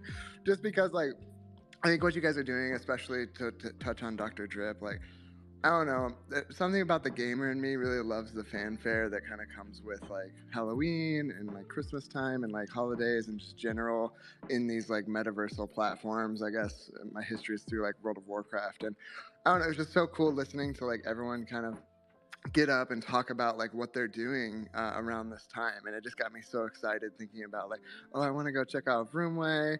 oh, I want to go check out Novoverse. You know, there's so much going on, and I think like without this platform, it's hard to really tell, you know, just because like it's hard to be in every Discord server, it's hard to be on everyone's Twitter and like catch all the little tweets that are going out. So I just wanted to thank you guys and just be like, man, this is so cool.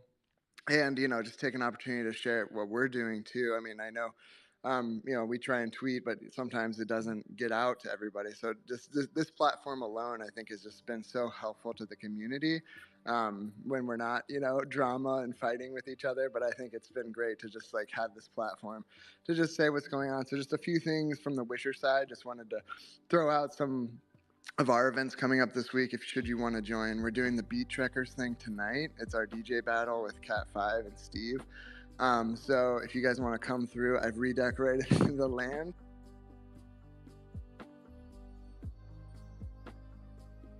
to be more Halloween focused. So please come on out, enjoy it. CK Bubbles, there's a lot of bubbles on the land. If you want to come play with some bubbles, there'll be some there. We've also got some new like cocktails kind of coming out as well. That'll be at the bar that you can check out, as well as in our new space called Celestial Wilds. And we're going to be announcing on Thursday our newest land kind of rollout, which is going to be the Rixia land, which is kind of our Halloween themed land, and some stories that go along with that. So come make sure to get the PO app and check out the new cocktail recipes.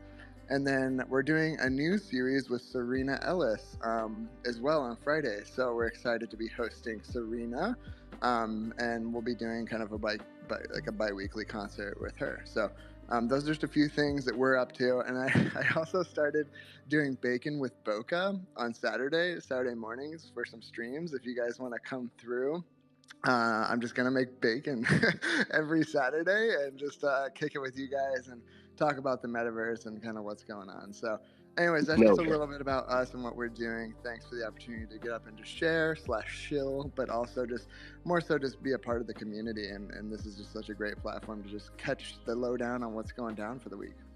I'm not gonna let you just casually like say that you're gonna start doing bacon with Boca without like having you elaborate on this. Like, is it gonna be a Twitch stream where you're like literally like making bacon? Like, can we like get spicy and maybe like vote on like no shirt Boca? You know, just make sure. All right. Because I like this idea. Yeah, no, it's actually Scott's idea. Odd job. I was just doing, I called it Boozy Brunch or something, just doing it from the Wisher Twitch. And then as I was cooking, I was like, man, I really love bacon. And he's like, you know, maybe bacon with Boca is a better name than Boozy Brunch. So either way, it's just a good way after a long Friday night if you guys want to kick it with me. It's usually, I think the last one I did it around 12 Eastern time. So come through and yeah, just bake some bacon with Boca. That's like a hard tongue twister there. But yeah, we'll just kind of be kicking it. I'll let you guys kind of just get to know me a little bit more through the stream. And yeah, just looking to kind of hang out with you guys and talk things metaverse. I think last time Scott shared the Vitalik new white paper that he just released. So we kind of dug into that, and then we just checked out some places in Decentraland. So yeah, we're gonna kind of see where it goes, but I thought it was just a fun idea. And yeah, if you want a shirtless Boca, we can talk. Maybe I'll be a hot tubber, you know, sort of streamer here soon.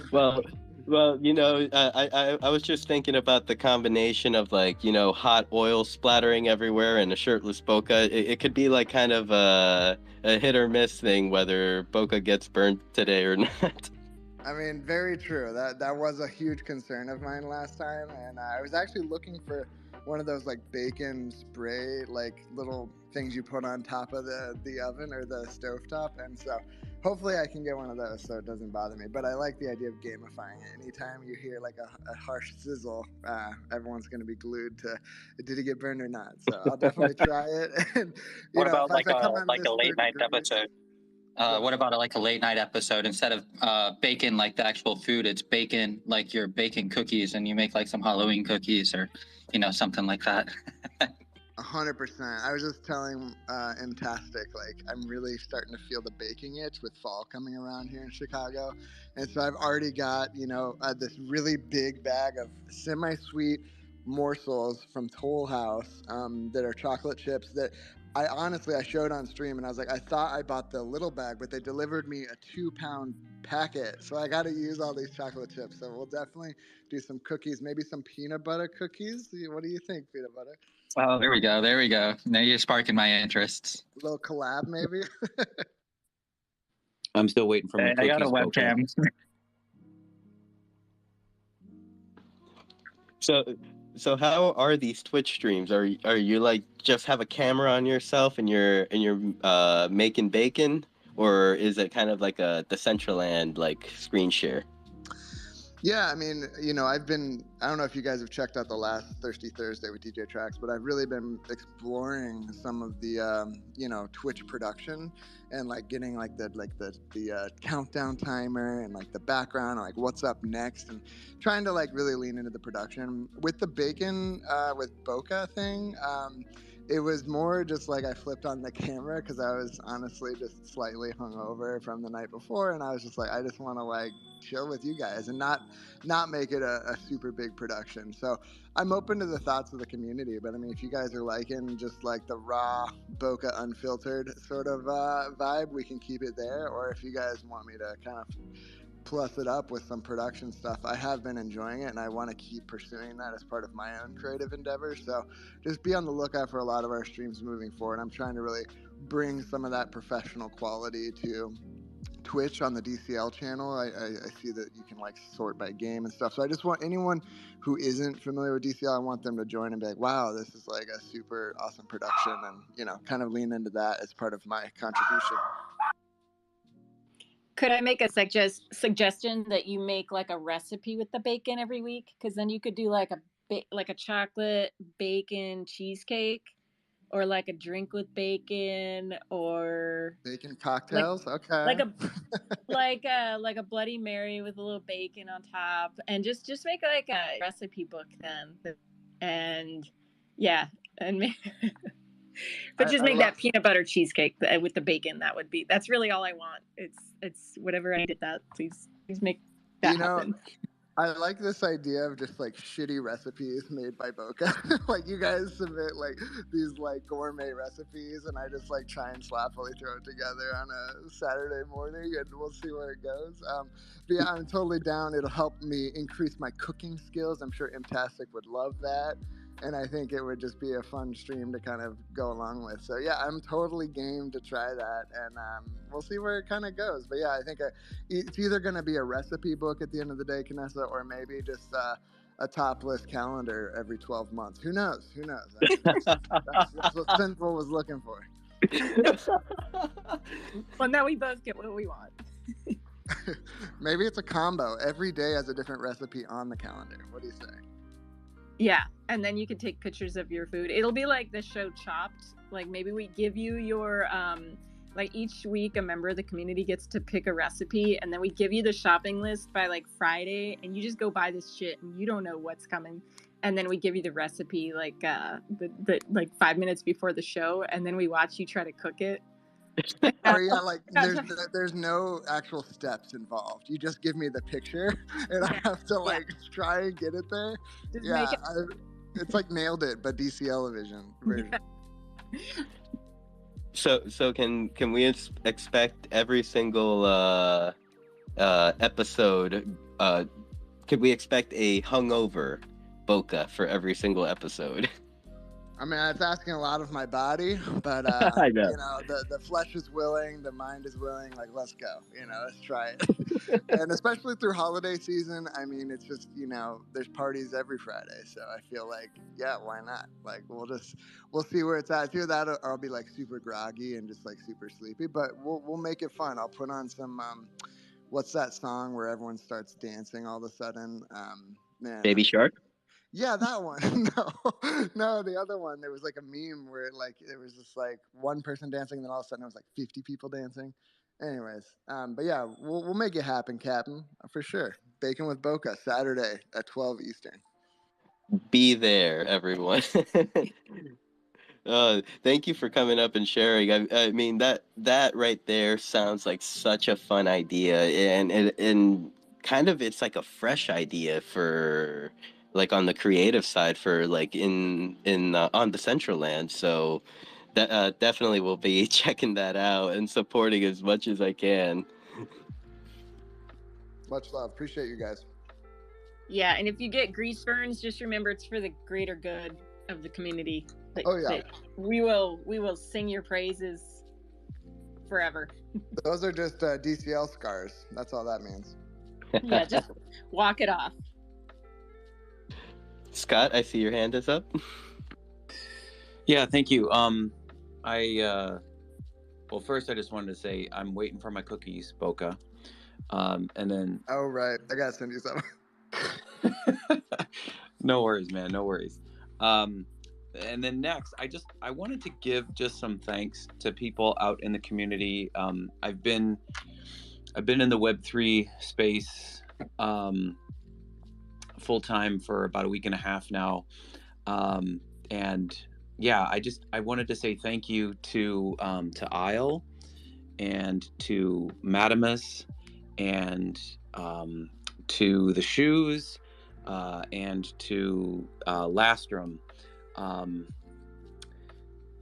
They're people that I've made a commitment to myself to learn the SDK, the software development kit for Decentraland, to learn more about building in Decentraland, and those people have been very gracious with their time.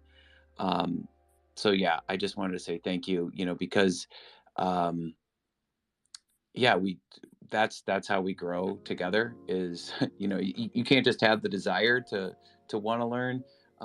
It requires the teacher and the student. And I think in life we are all teachers and we are all students. So I'm kind of moved from the teacher role into the student role, and I'm very grateful for those people being my teacher. I wanted to say thank you to Tobik for creating Unversed and giving me the opportunity to write articles in Unversed. And we've interviewed you, Sinful. If anybody else out there would like to be interviewed for the Unversed website, it's basically a community-built wiki about Decentraland. Totally hit me up. We'll schedule an interview, and it'd be my pleasure to write articles about all of you. Keep me busy. Thank you. Thank you, Scott. I hope I did good for that interview. Shit, I hope I didn't embarrass myself. No, you did wonderfully. I mean, we got to learn a lot about you from you. I haven't checked back in with Tobik to see what the progress of that article is, but I've already written an article about the shoes and about Shelly Van, one of the co-founders of the True Band of True Band Room, not the True Band Room. I've got an article about Tang Poco that's coming out soon, and I've talked to Bae Backner about interviewing her. And then Francisco or Fran Tufro, he's the one who's working on the two-dimensional retro client for Decentraland. So just think, the original NES, Nintendo Entertainment System, Mario Brothers, that 8-bit pixel artwork. Just imagine Decentraland rendered in that 8-bit pixel retro look. So I really would like to highlight the developers that are out there, because I think they don't get enough notoriety for the work that they're doing, and I think the work that they're doing is amazing, phenomenal, interesting, and it needs to be better known. And this is a way that they can get their story out there, so that we all can have a better understanding of the place that we inhabit and are building together.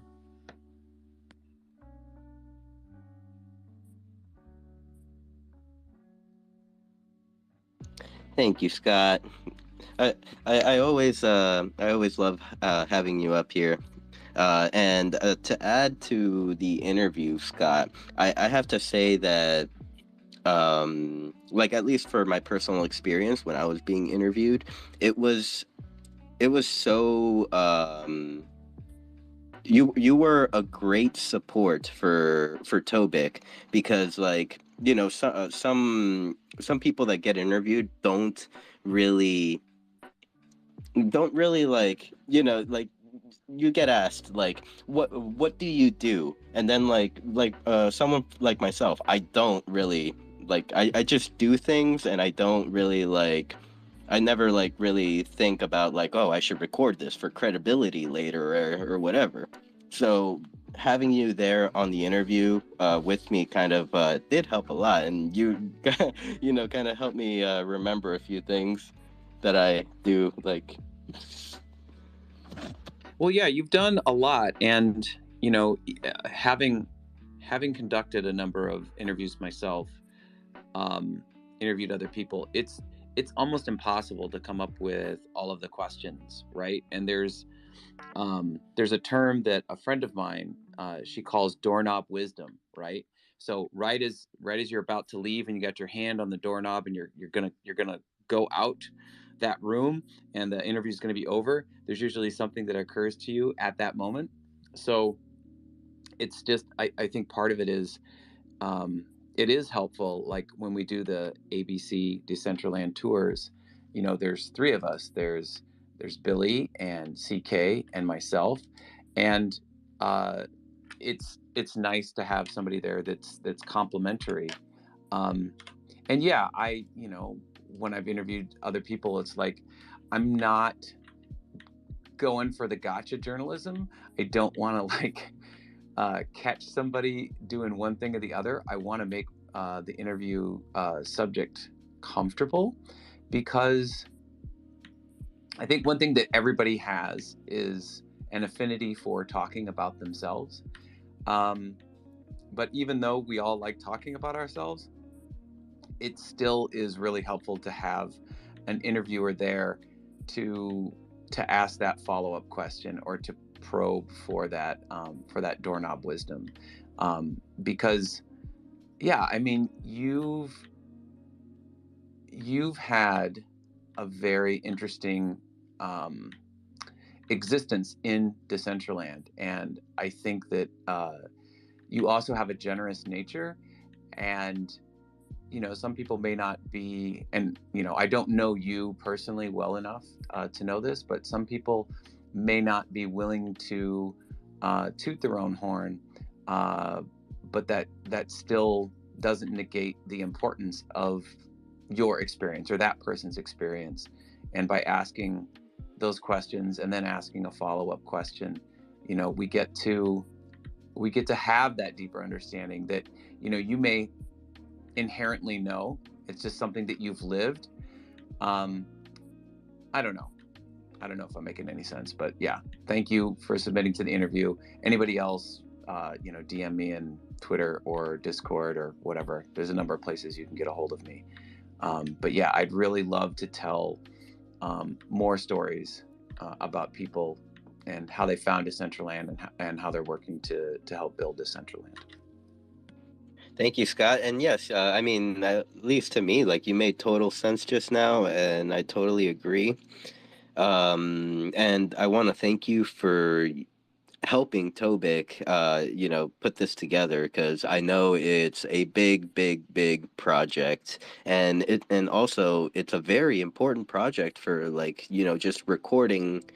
I guess we can say like the history, and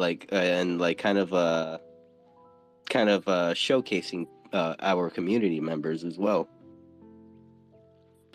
Oh, for sure. I mean, just I think about myself when I first came to Decentraland. It was about 10 months ago. It was December of 2021. So, and I was somebody who went looking for information about Decentraland. I looked everywhere, and I found Tobik's videos. Right.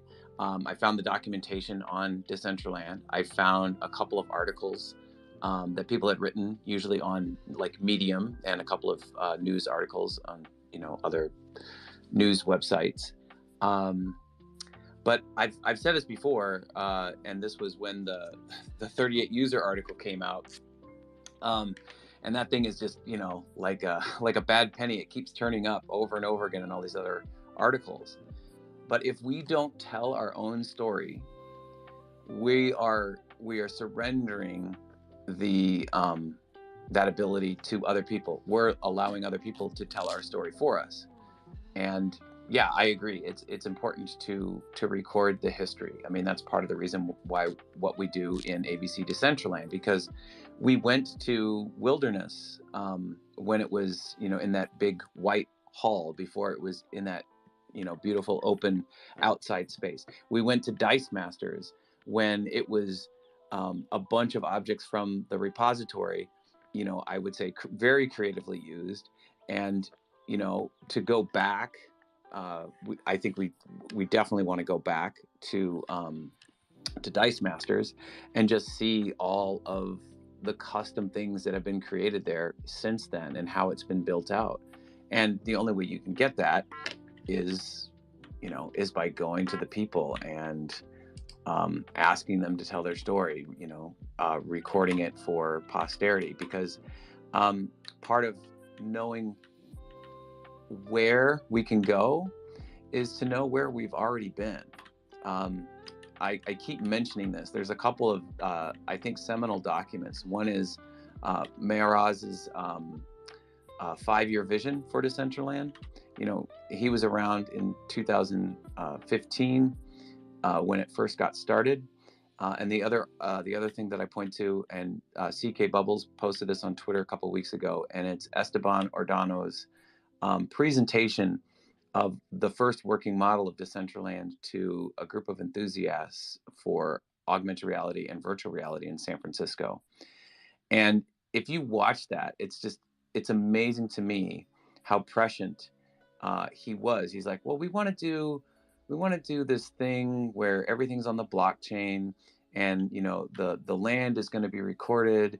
And this was before, like only maybe 10 people knew what an NFT was, right? It's really helpful to see that and see, okay, these are the people that are at the foundation. These are the people that are, the high level developers that are building this.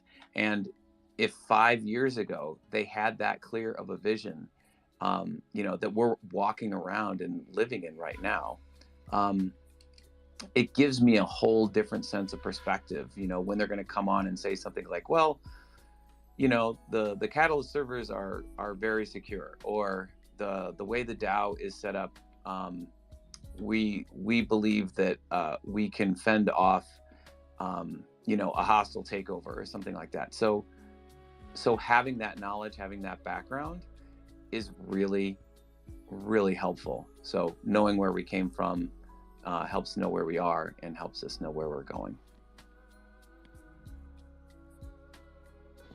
Most definitely. And kind of a quick question. Maybe it could even be like a rising question for the team internally.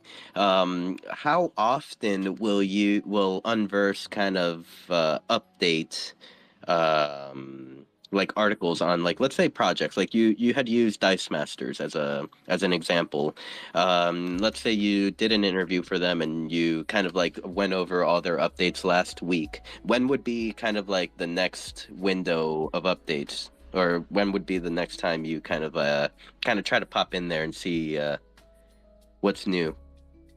Oh, that's a really good question. I mean, I would kind of throw that over to Tobik. I don't know if is he even on here. It's his brainchild. So I would definitely ask him. But just if you're asking me like what I think would be prudent, what I think would be a good idea, I would say, at least twice a year. Ideally, it would be quarterly, so every 3 months, just because things move so quickly. Like 3 months ago, Dice Masters was on your 9 parcel estate, wasn't it, Kanessa? I mean, maybe it was a little bit more ago, Yeah. but They were there in May, so June, July, August, September, October, so 5 months ago. Okay, yeah. But yeah, I mean, recent, very recent, and they were 9 parcels, and they had two little forests, you know, that you could go get resources from. So a lot has changed since then. Right. So yeah, if even if we just do it every 6 months, I think that there would be enough to write about, right? 6 months ago, I think Wilderness was in a similar situation. You know, they were like maybe in a seven parcel estate or something that was significantly smaller than what Wilderness is right now. So yeah, that would be my thought, is, you know, at least biannually and hopefully quarterly. But it really just depends on you know, how many things I have to write about, or we have to write about, and how many people there are to write them. What's the current, like, what would be the name for you guys? Like journalists or contributors? Contributors is what we're called on the Unversed website. Archivists. Okay, archivists. So there's I mean, Tobik has a very distinct vision, and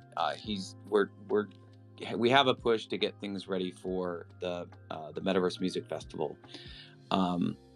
You know, there's a number of spots in Decentraland, games, activations, interesting locations, and shout out again to Shelly and Peanut Butter and CK Bubbles and UMAC.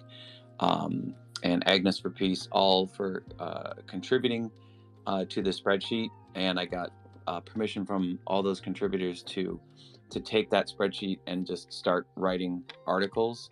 I know Sir Degen is working on an article about one of the locations. I think 8 Metaballs has if it's not posted up there right now, there should be an article about 8 Metaballs soon. So, you know, when people say, hey, how do I just search for, you know, all of the games in Decentraland, Unverse will be one of those places where you can look alphabetically, or, you know, you can, and it'll have the coordinates, and it'll have a write-up, and it'll have screenshots and possibly videos about all of the game locations, and whether or not it's a play to earn game, or if it's just, you know, play for fun game.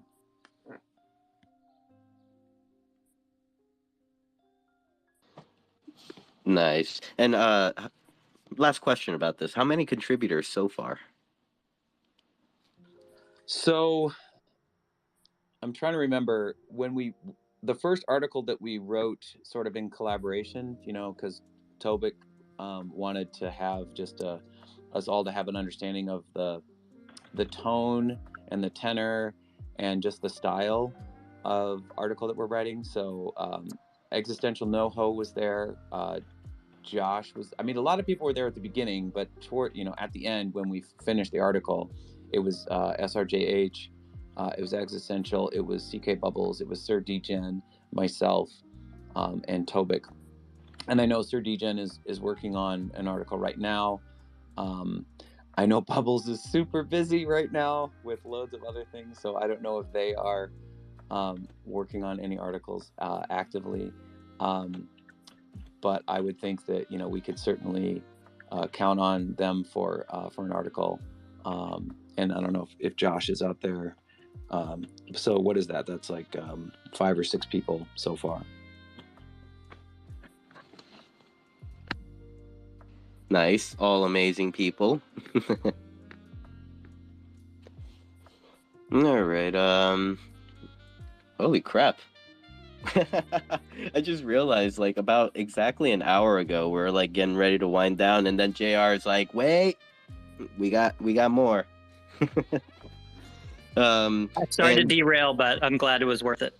It was totally worth it. I mean, I learned about what was it? Bacon with Boca. This was totally worth it. And I would like to invite I'd like to invite anyone in the speaker panel that may want to come up and share what they have going on for Halloween and for the music festival. I see Brandon is coming up. He's coming to bless us. How are you this morning?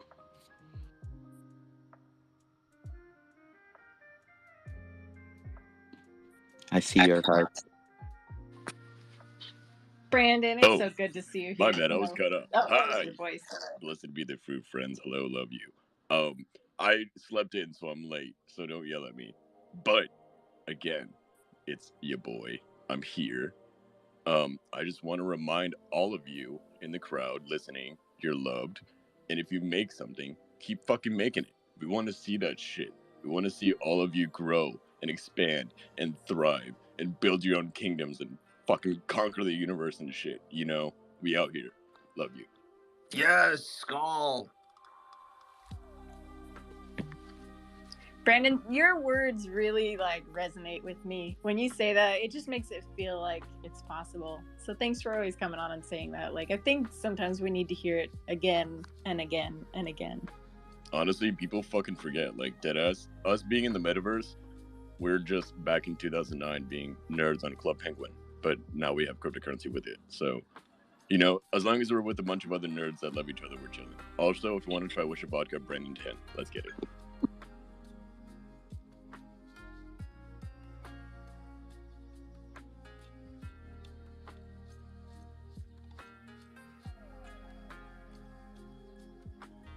Aaron, the floor is yours. Thanks, man. I can't follow up Brandon's sexy voice, obviously, but just wanted to give a shout out to him. I love his consistent positivity. Loved everybody that spoke today. I love the name of the group, Twitter Space, by the way. It was a little bit more pleasant than normally, which is what I loved. And yeah, I just some two little tips that I've been learning a little bit that I've been learning and utilizing to try to onboard more people is one, obviously you guys see me on Twitter every day, but also TikTok. I keep getting banned, but it's if you get about like over 1,000 followers, I believe, or 500 followers, you can start streaming in there. And I've done it a couple times. And the thing that's crazy about TikTok is that it does like a couple, like every 30 minutes you're streaming on TikTok, it does this huge like avalanche of people that it sends to your live. And I've gotten a couple people on it to check out Decentraland. So just something that people are underlooking. It is hard though to get people involved on it because it's so like there's a lot of haters with NFTs on TikTok, but they're, you know, long story short, Reddit has kind of expanded things a little bit when you call things digital assets and stuff like that. So just in case if anyone has overlooked that, and we got our weekly events if anybody wants to come.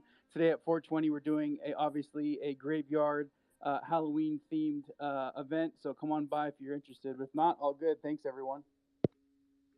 4:20 Pacific Standard Time, correct?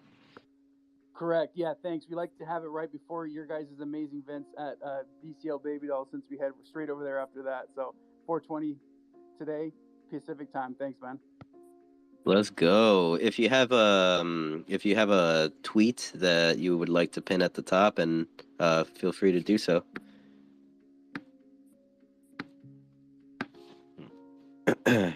For some reason, I just retweeted my own room. Wow. Ouch. So, sorry, I lost my whole train of thought here. Wasn't there someone else? Oh, so before I pass the mic over to Bubbles, I would like to invite any listeners down in the panel that may be new to Decentraland, may have any questions about how to jump in, or may want to introduce yourselves. Like, please feel free to request to come up to speak. And CK, the floor is yours. Hi, everybody. I just want to say I love you all. Thank you for all of the kind words that multiple people have said throughout this spaces about me or the things I've been involved in. Since everyone's sharing their events and what they got going on, I thought I'd jump up and talk about my collab with DigiFun on the wearable that we kind of spoke a lot more about on Twitter Spaces last night. But on the 30th at 9 p.m. Eastern, we're going to have the big debut party at DigiFun in Decentraland.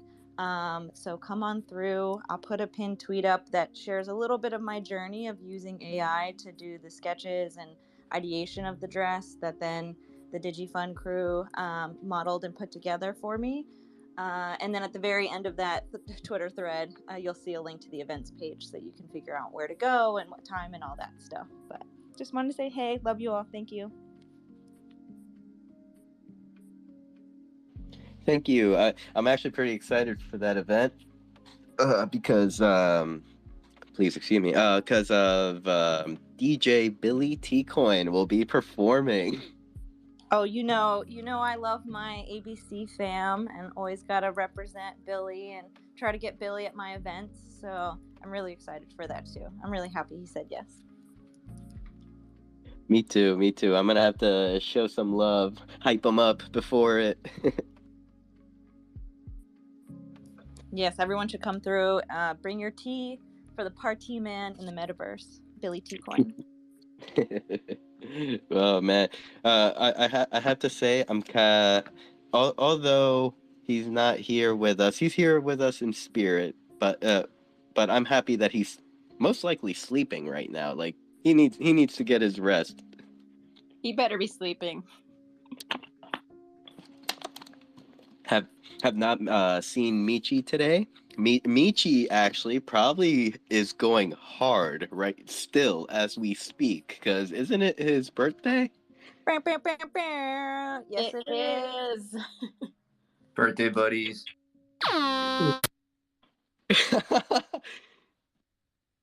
So yeah, everyone in here, please make sure to wish Michi a happy birthday. He's one of our active community members and always loving, always very knowledgeable and willing to share. So thank you everyone. Let's see. I have not seen any new requests from anyone, so I guess it would be a good time to wind down. I definitely Bendikar? love to meet people that are. I love meeting people that share my birthday. Is it your birthday? Hey, before you wind down, I'm just kidding. Yeah, It'll today be another actually 3 it hours. is my birthday today. We need to have like a happy birthday for both of you guys. I am officially 420. That's a good number. Nice rounded number. I like it. I mean, sometimes you just got to add the 0. Yeah. So, I wonder. No, I don't even know if we could get a hold of Michi. He's probably going too ham right now. But Bubbles Vendikar is having might be having a birthday party a little later today on Spatial. Ooh, yeah. Tag me in a tweet about it. I'll jump in. I love Spatial. For sure. I'm actually sporting some of this amazing Decentraland wearables I just got from Canessa. I am fly right now. Hey, I hope you like them. I never know what style people like, but cool. I'm glad they got you. I was born in the 80s. I mean, I look half my age of anybody that's, from my high school, but I love all the retro stuff. And man, you nailed it. That's awesome. Well, I will send more as I get more. Go ahead. Oh, I was gonna say I gotta jump out. It's 11:24, and I'm actually meeting Rustan for drinks in 6 minutes IRL. So I gotta jump out of here. That's not fair. You get body painted before I do? What the fuck? Yep. Sorry. I mean, we could wait. You could fly out, to Cali, and probably Rustan. I don't know how fast he works, but he seems like he's a pretty fast painter. Next time I'm out in Cali, I gotta talk to you people so I can bring all my film crew stuff. Have you ever checked out Rustan's work, Vendikar? No, I know a few people here in Miami that do body painting, since they do visual effects for movies and stuff. But I'm always down to do a video of anybody's work, especially doing time lapse. Here, I'm about to send you Rustan's YouTube. You can thank me later. I will say that everything this man creates is done to perfection. I will say for anyone new in the crowd, deadass, in Decentraland, there's a lot of really cool creative people. I mean, just one on stage here. CK, nail artist, and oh my god, amazing artist. Aaron, fucking Waifuman, legendary. Dr. Drip, fucking all the Dr. Drip wear, legend. You know, everyone in this room has done a lot of really cool shit, and that's why I keep coming up here every week and saying create your shit, because deadass, so many people are making some cool stuff. So if you haven't already followed a lot of people in this room, just start following the people you haven't, because you're gonna start seeing a lot of just honestly cool shit. So yeah. All right. Well, Kanessa, enjoy your drinks. I'm gonna start winding down. Actually, I'll start with you since you got your appointment. Any final words or thoughts, Kanessa? Just let's keep building and try to make it a good week. And thanks everybody for being here today. Yeah, hopefully we're building our community in the right direction. And love you guys, all of you. You're awesome. And I'll try to tweet some pictures of our drinks, I guess. And I'll talk to you guys real soon. Have a nice time, Kanessa. Thank you. Bye-bye. Oh, what's this? This is a treat. Specimen? What? Our boy is coming up to speak. What's up, Specimen? How have you been? Oh my god, I've missed you. Hey everybody, how's it going? We chilling. We chilling. We miss you. I really enjoyed your grape crushes that you left behind. Well, you're welcome.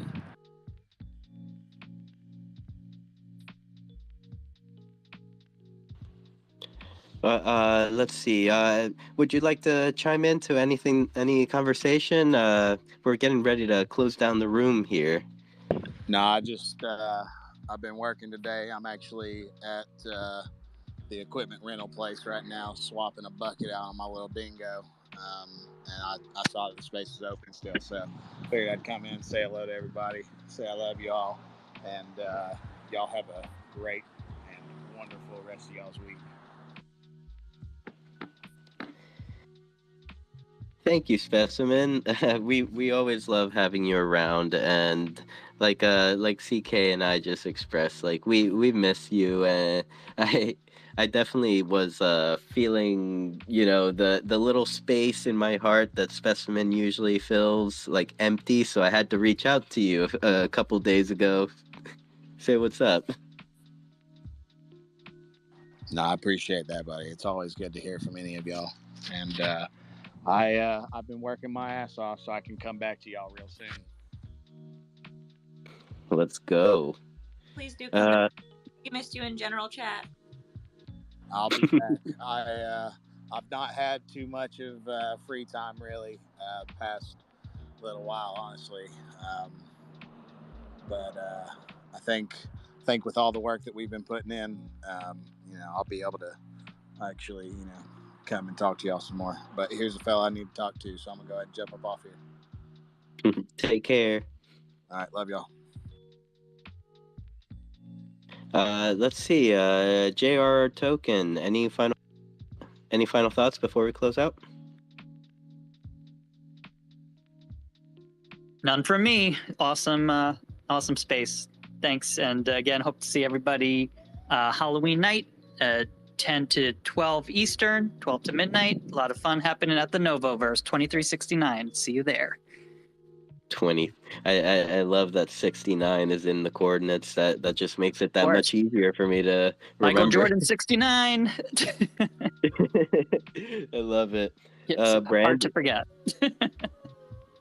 Brandon, any final thoughts? You only get one shot. Honestly, life's fucking shitty, and I have y'all motherfuckers, so I'm happy about that, and I love y'all, and I hope y'all keep creating. And Specimen, I hope you have a good day at work. Missed you. Thank you, Brandon, and we love you. CK, final thoughts? Just keep being amazing, building, keep creating. Can't wait to see you around the metaverse. Love you all. Now passing it over to Boca. Live, laugh, love. and join me for baking with Boca or bacon with Boca on Saturday. Looking forward to see everybody, and then check out our list of events I pinned up above this week. So thank you guys for just hosting the space again. Much love to everyone. I hope everyone has like a very spooktacular Halloween. I'm excited to see all the screenshots coming up, and just like seeing all the love from everyone else's builds and spaces, and much love. Thank you so much for coming up here, and I honestly, like, I'm gonna be tuning in to your Baking with Boca episodes for sure. Peanut butter, any final thoughts? I'm just waiting on my peanut butter cookies now. I've just been distracted since then. Looks like Boca's gonna have to perform. Hopefully I don't have performance anxiety, but I'll do my best. I think we could start with peanut butter cookies. Maybe we do that this Saturday. So be sure to tune in for some peanut butter cookies. And I owe Scott some cookies anyway, so it's like a win-win for me. You're killing two birds with one stone. And I would like to, once again, thank every single one of you for coming in and listening to the space. 2.5 hours. It's a good time to end on, I have to say. Everyone, I believe Boca had mentioned that there's going to be an event at Wisher tonight. What time, Boca? Yeah, 7 p.m. Eastern. It's the I think semifinals for the Beat Trekkers event that's been going on for the past 2 months or so. So yeah, come out and support. I think it'll be Cat 5 and Steve will be performing. So that all goes down at 7 p.m. tonight Eastern. Sweet, thank you. And Aaron will be deploying his weekly parkour at 4:20 Pacific Standard Time. So if Gary, if you're out there listening, go out and crush Aaron's parkour for me. And as a final note, I would like to remind everyone to head on over to the Dollhouse tonight at 9 p.m. Eastern, 6 p.m. Pacific. For tonight is Scorpio Party, and Sultry Dubs will be performing. She is always amazing when she performs at Dollhouse, or actually when she performs anywhere. What am I saying? So please come out, enjoy, and thank you everyone for listening. Take care. Love you all. Love you. Love you. Bye.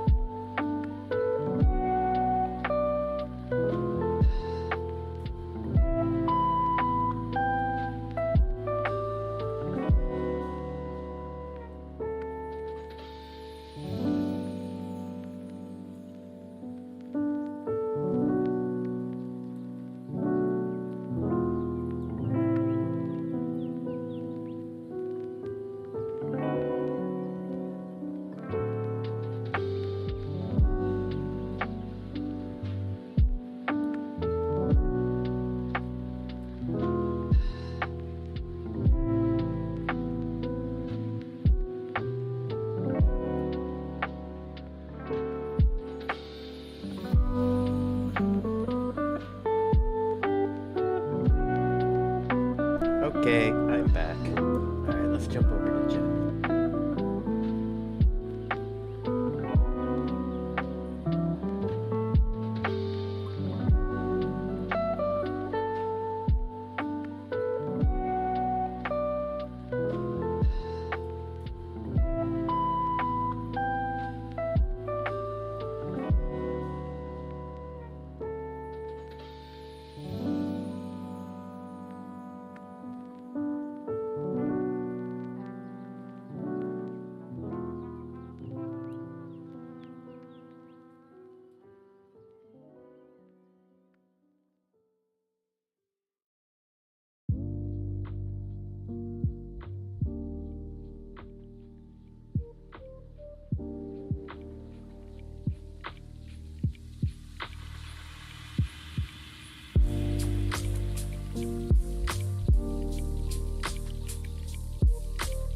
Okay, so I was gonna go to Genesis Plaza, and then I saw that Smush Friends had their parkour deployed. So I'm gonna drop in, say hello to Coke Smush.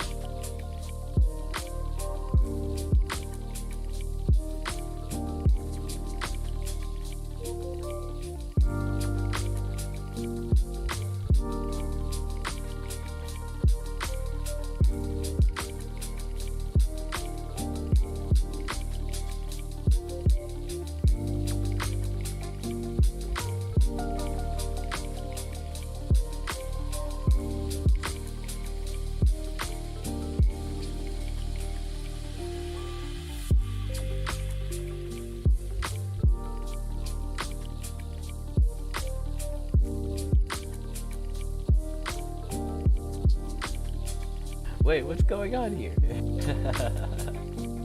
There's a banner error.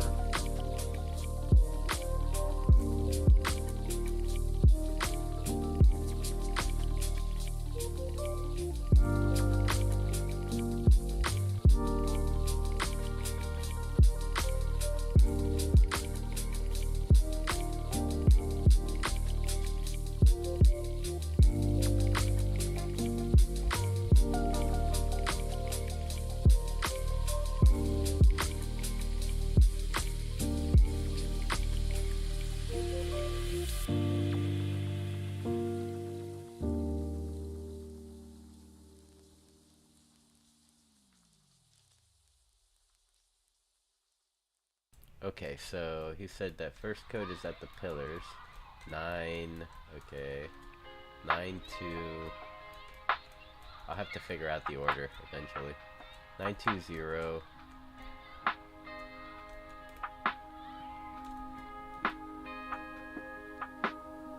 This one? 1. 9201. Okay, now come over here. Let's see. Let's just start at it, doing it random.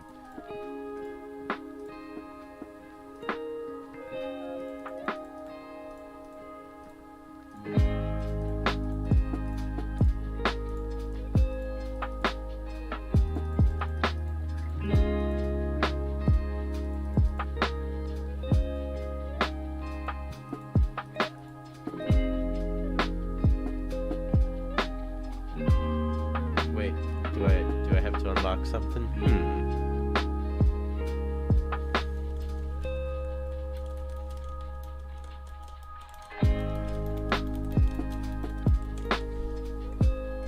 Oh.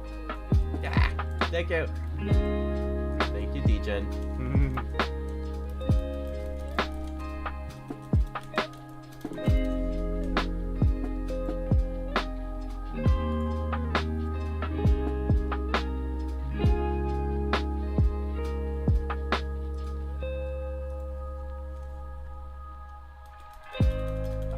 Oh, okay. I'm shallow. I'm shallow.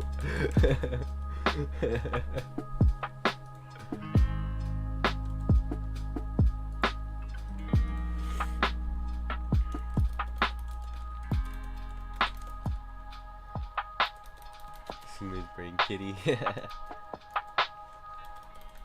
Hello, daytime gamer. Hello, daytime gamer. I have to take the teleporter.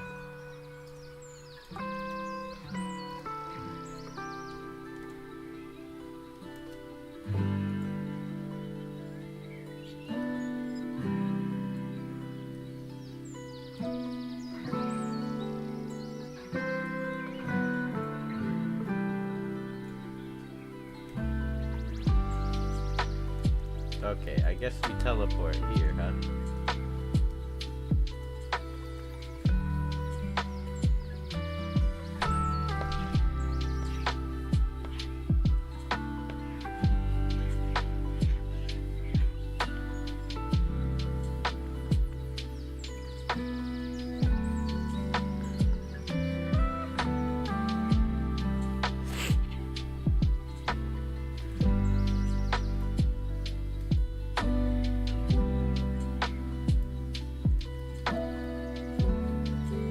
This is really cool that Coke Smush is incorporating like other parcels to,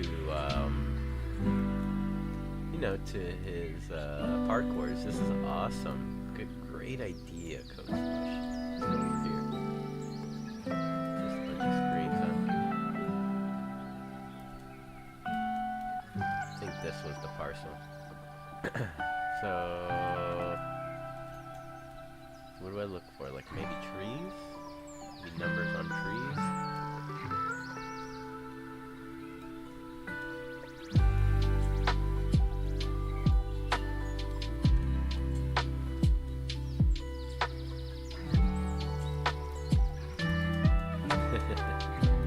I don't know. I really don't. Maybe it's the number of trees I should be counting. Number of dragons too.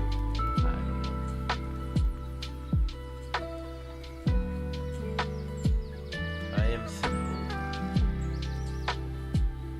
I kind of do like all like the structures that were like put around in this area. Now I'm just getting to the exploration point of things here. Like this area is a little more built out than I thought. What part of the map is it? Okay, I see. Spanish. Reserved.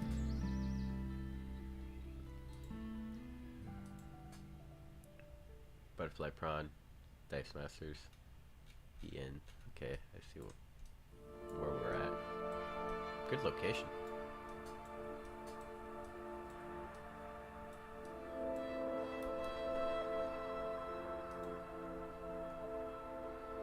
Nah, I guess I could just head back to Genesis Plaza. But I like my friend Coke Smush. Hey, what's up, Avatar? Yes, I must hydrate. You know I'm sick, yeah? Okay, I'll come back here, say hi, and then I'll probably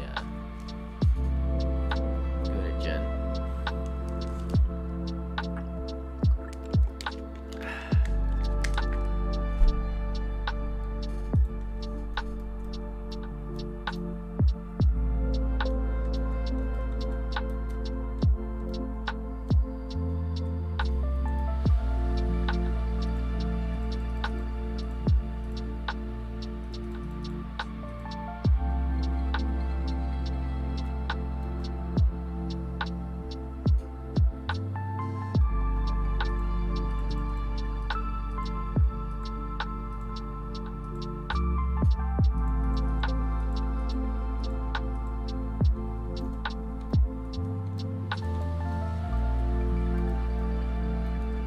What? I quit. I'm not built for this. I'm not built for thinking.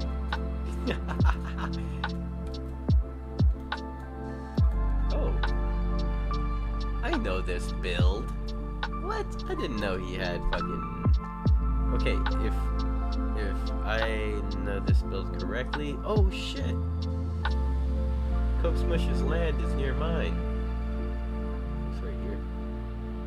Yeah, this. Let's see. This is me right here.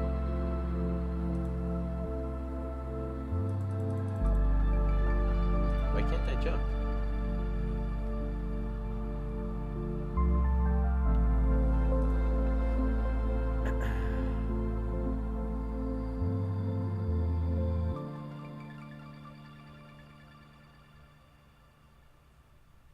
Any advice on POI? How important is it that we own the name that we apply for? When you ask, own the name, no, I mean, it's cool. I mean, definitely, like, Temple does need a POI, and it would be a good idea to submit for the POI proposal. Go for it, dude. That one, I believe, would be one that might help your journey to, like, getting some eyes on the project, and, like, people can, the consistency factor will play in. Just keep building, man. Eventually, you'll be able to get a grant. Come on. What the who did I just hear? I heard someone. Am I in a Discord? Am I going crazy?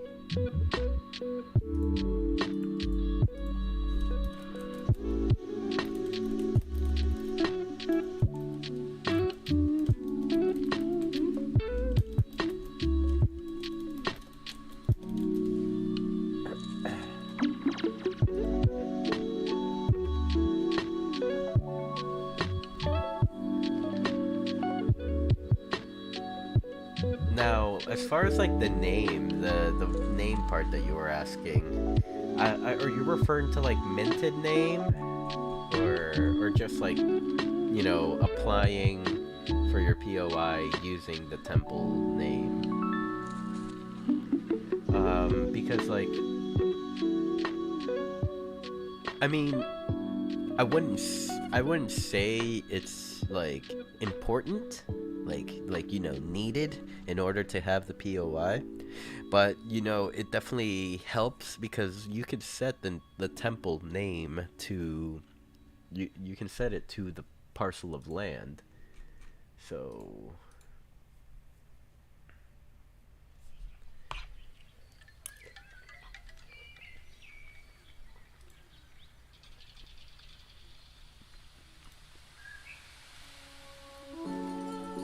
what the heck is this? Oh, what am I? Okay. So yeah, you use as link. You could set your name to the parcel.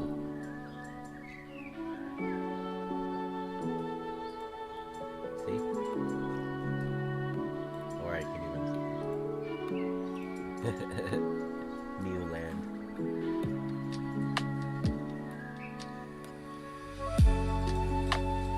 But it's not needed for POI.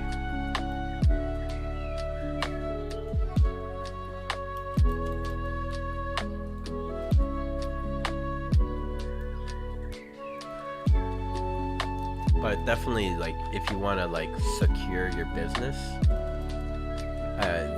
the name is important to have, just, like, for business safety. I would also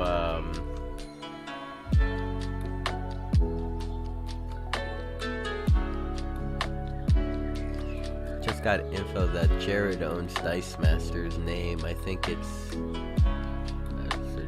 oh, okay. Yeah, Jared does own the Dice Master's name. So, with that being said, like, it's good to have your names. Also, I would recommend maybe, what a boss. Yeah, I would also recommend perhaps,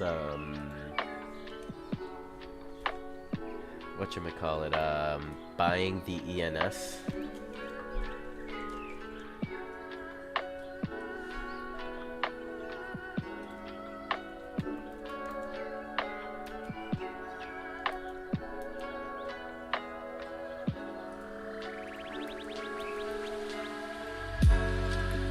Like, if you can't find or if you can't get the Temple, here, 1 second, let me.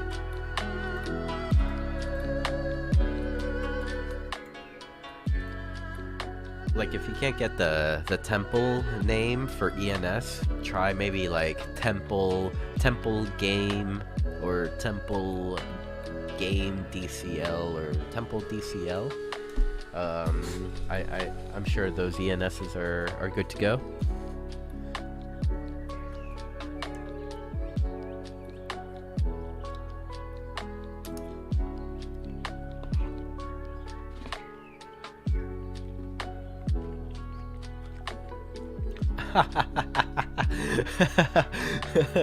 Oh my god.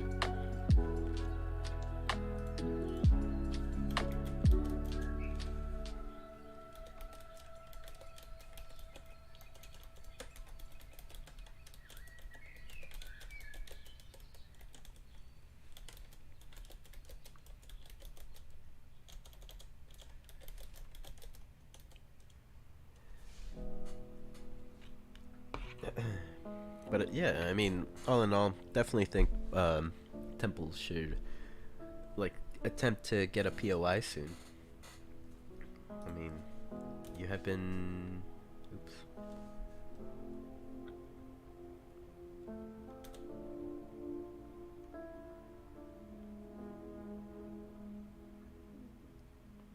What the fuck? Why is CCL so slow right now?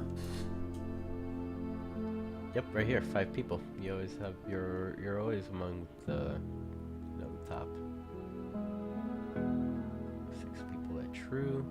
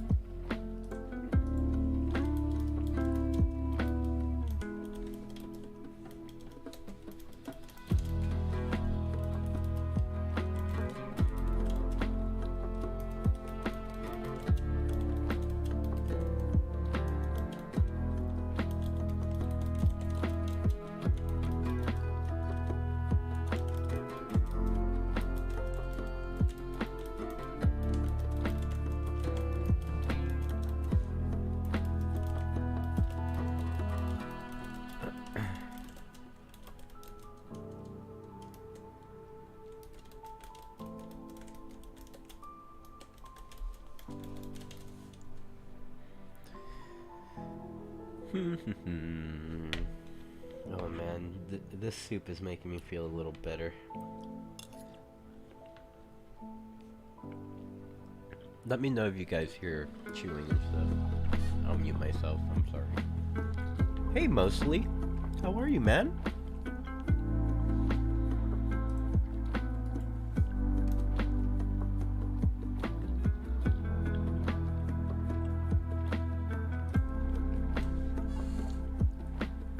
How you been, brother? All good? All chillin'?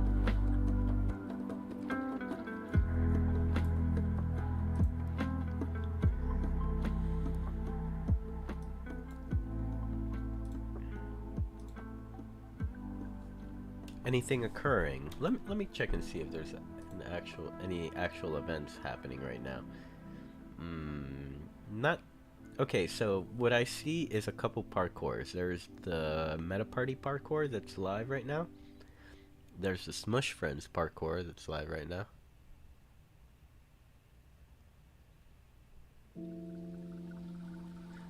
I mean, you could always jump into Temple and help our boy AI Avatar get some feedback.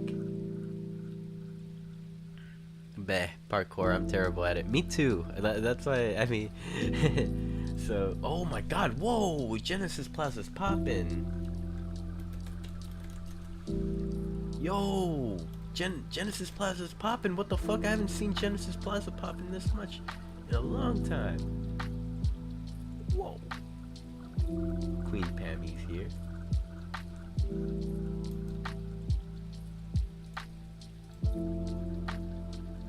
Actually, let me get back in my male avatar.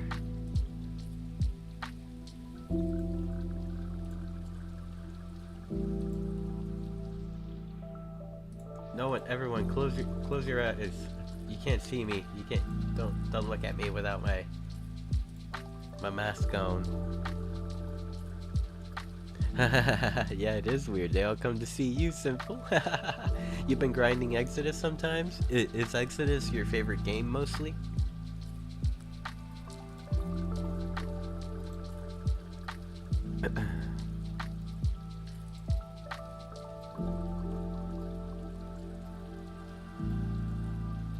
Okay, let's go back to the OG days. Okay, I'm wearing two of my first wearables right now. My first wearable was the shoes, these gold shoes. And then my second wearable was my helmet. I don't know if it's my favorite, I understand it. I feels. Yeah, I feel that. I mean, personally for me, I don't play many games either. Okay, so you do like Butterfly Prawn? I would recommend checking out Temple's. I like the whole farming aspect of Temple. Personally, it's like more interactive than the Butterfly Prawn, where like you there's already like the set little square where you just like go up to it and like water it or plant or whatever.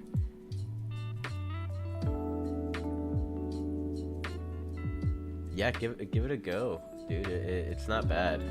Like from a coding standpoint, I'm fucking impressed.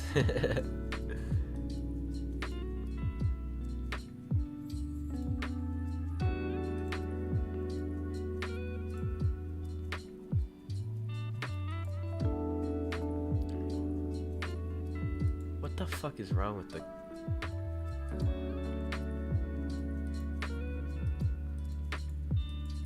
Trying to look for a shirt.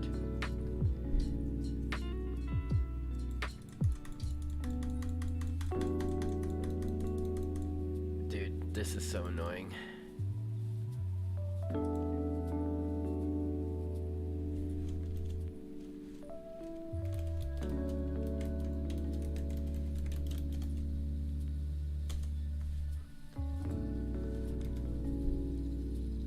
What else have I been up to? Well, I mean, just the usual shows. I'm like around hosting about 3 shows a week these days.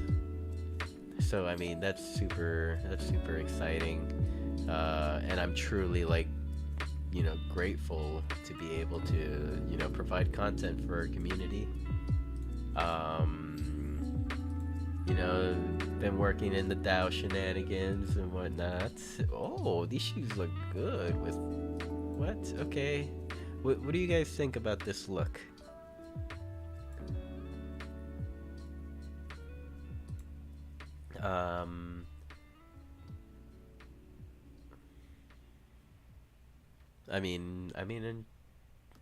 I've just been trying to overall just support everyone that is here in the space building and creating. In any way that I can, any capacity that I can, like...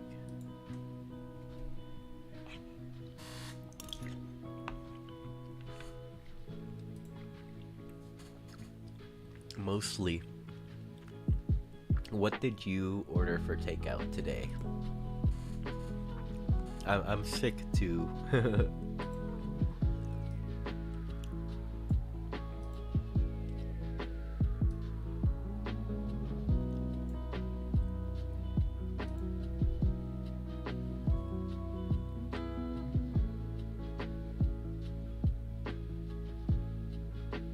Ooh. Twin sickness. Yes. I want a tie, but there's no delivering slots. Oh. Okay, maybe I will wear these bad boys. Fuck it. Just to rock some blue. Oh god.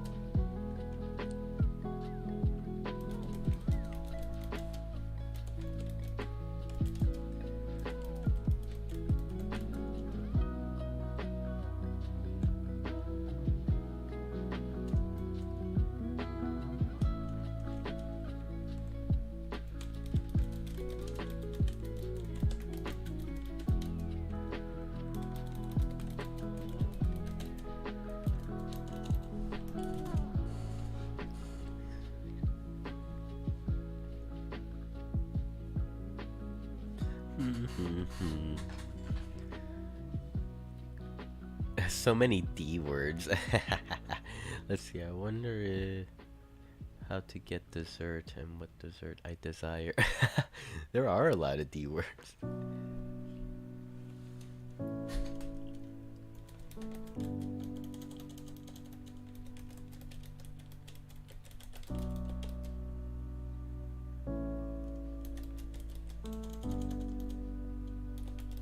Oh shit, I gotta turn off my YouTube.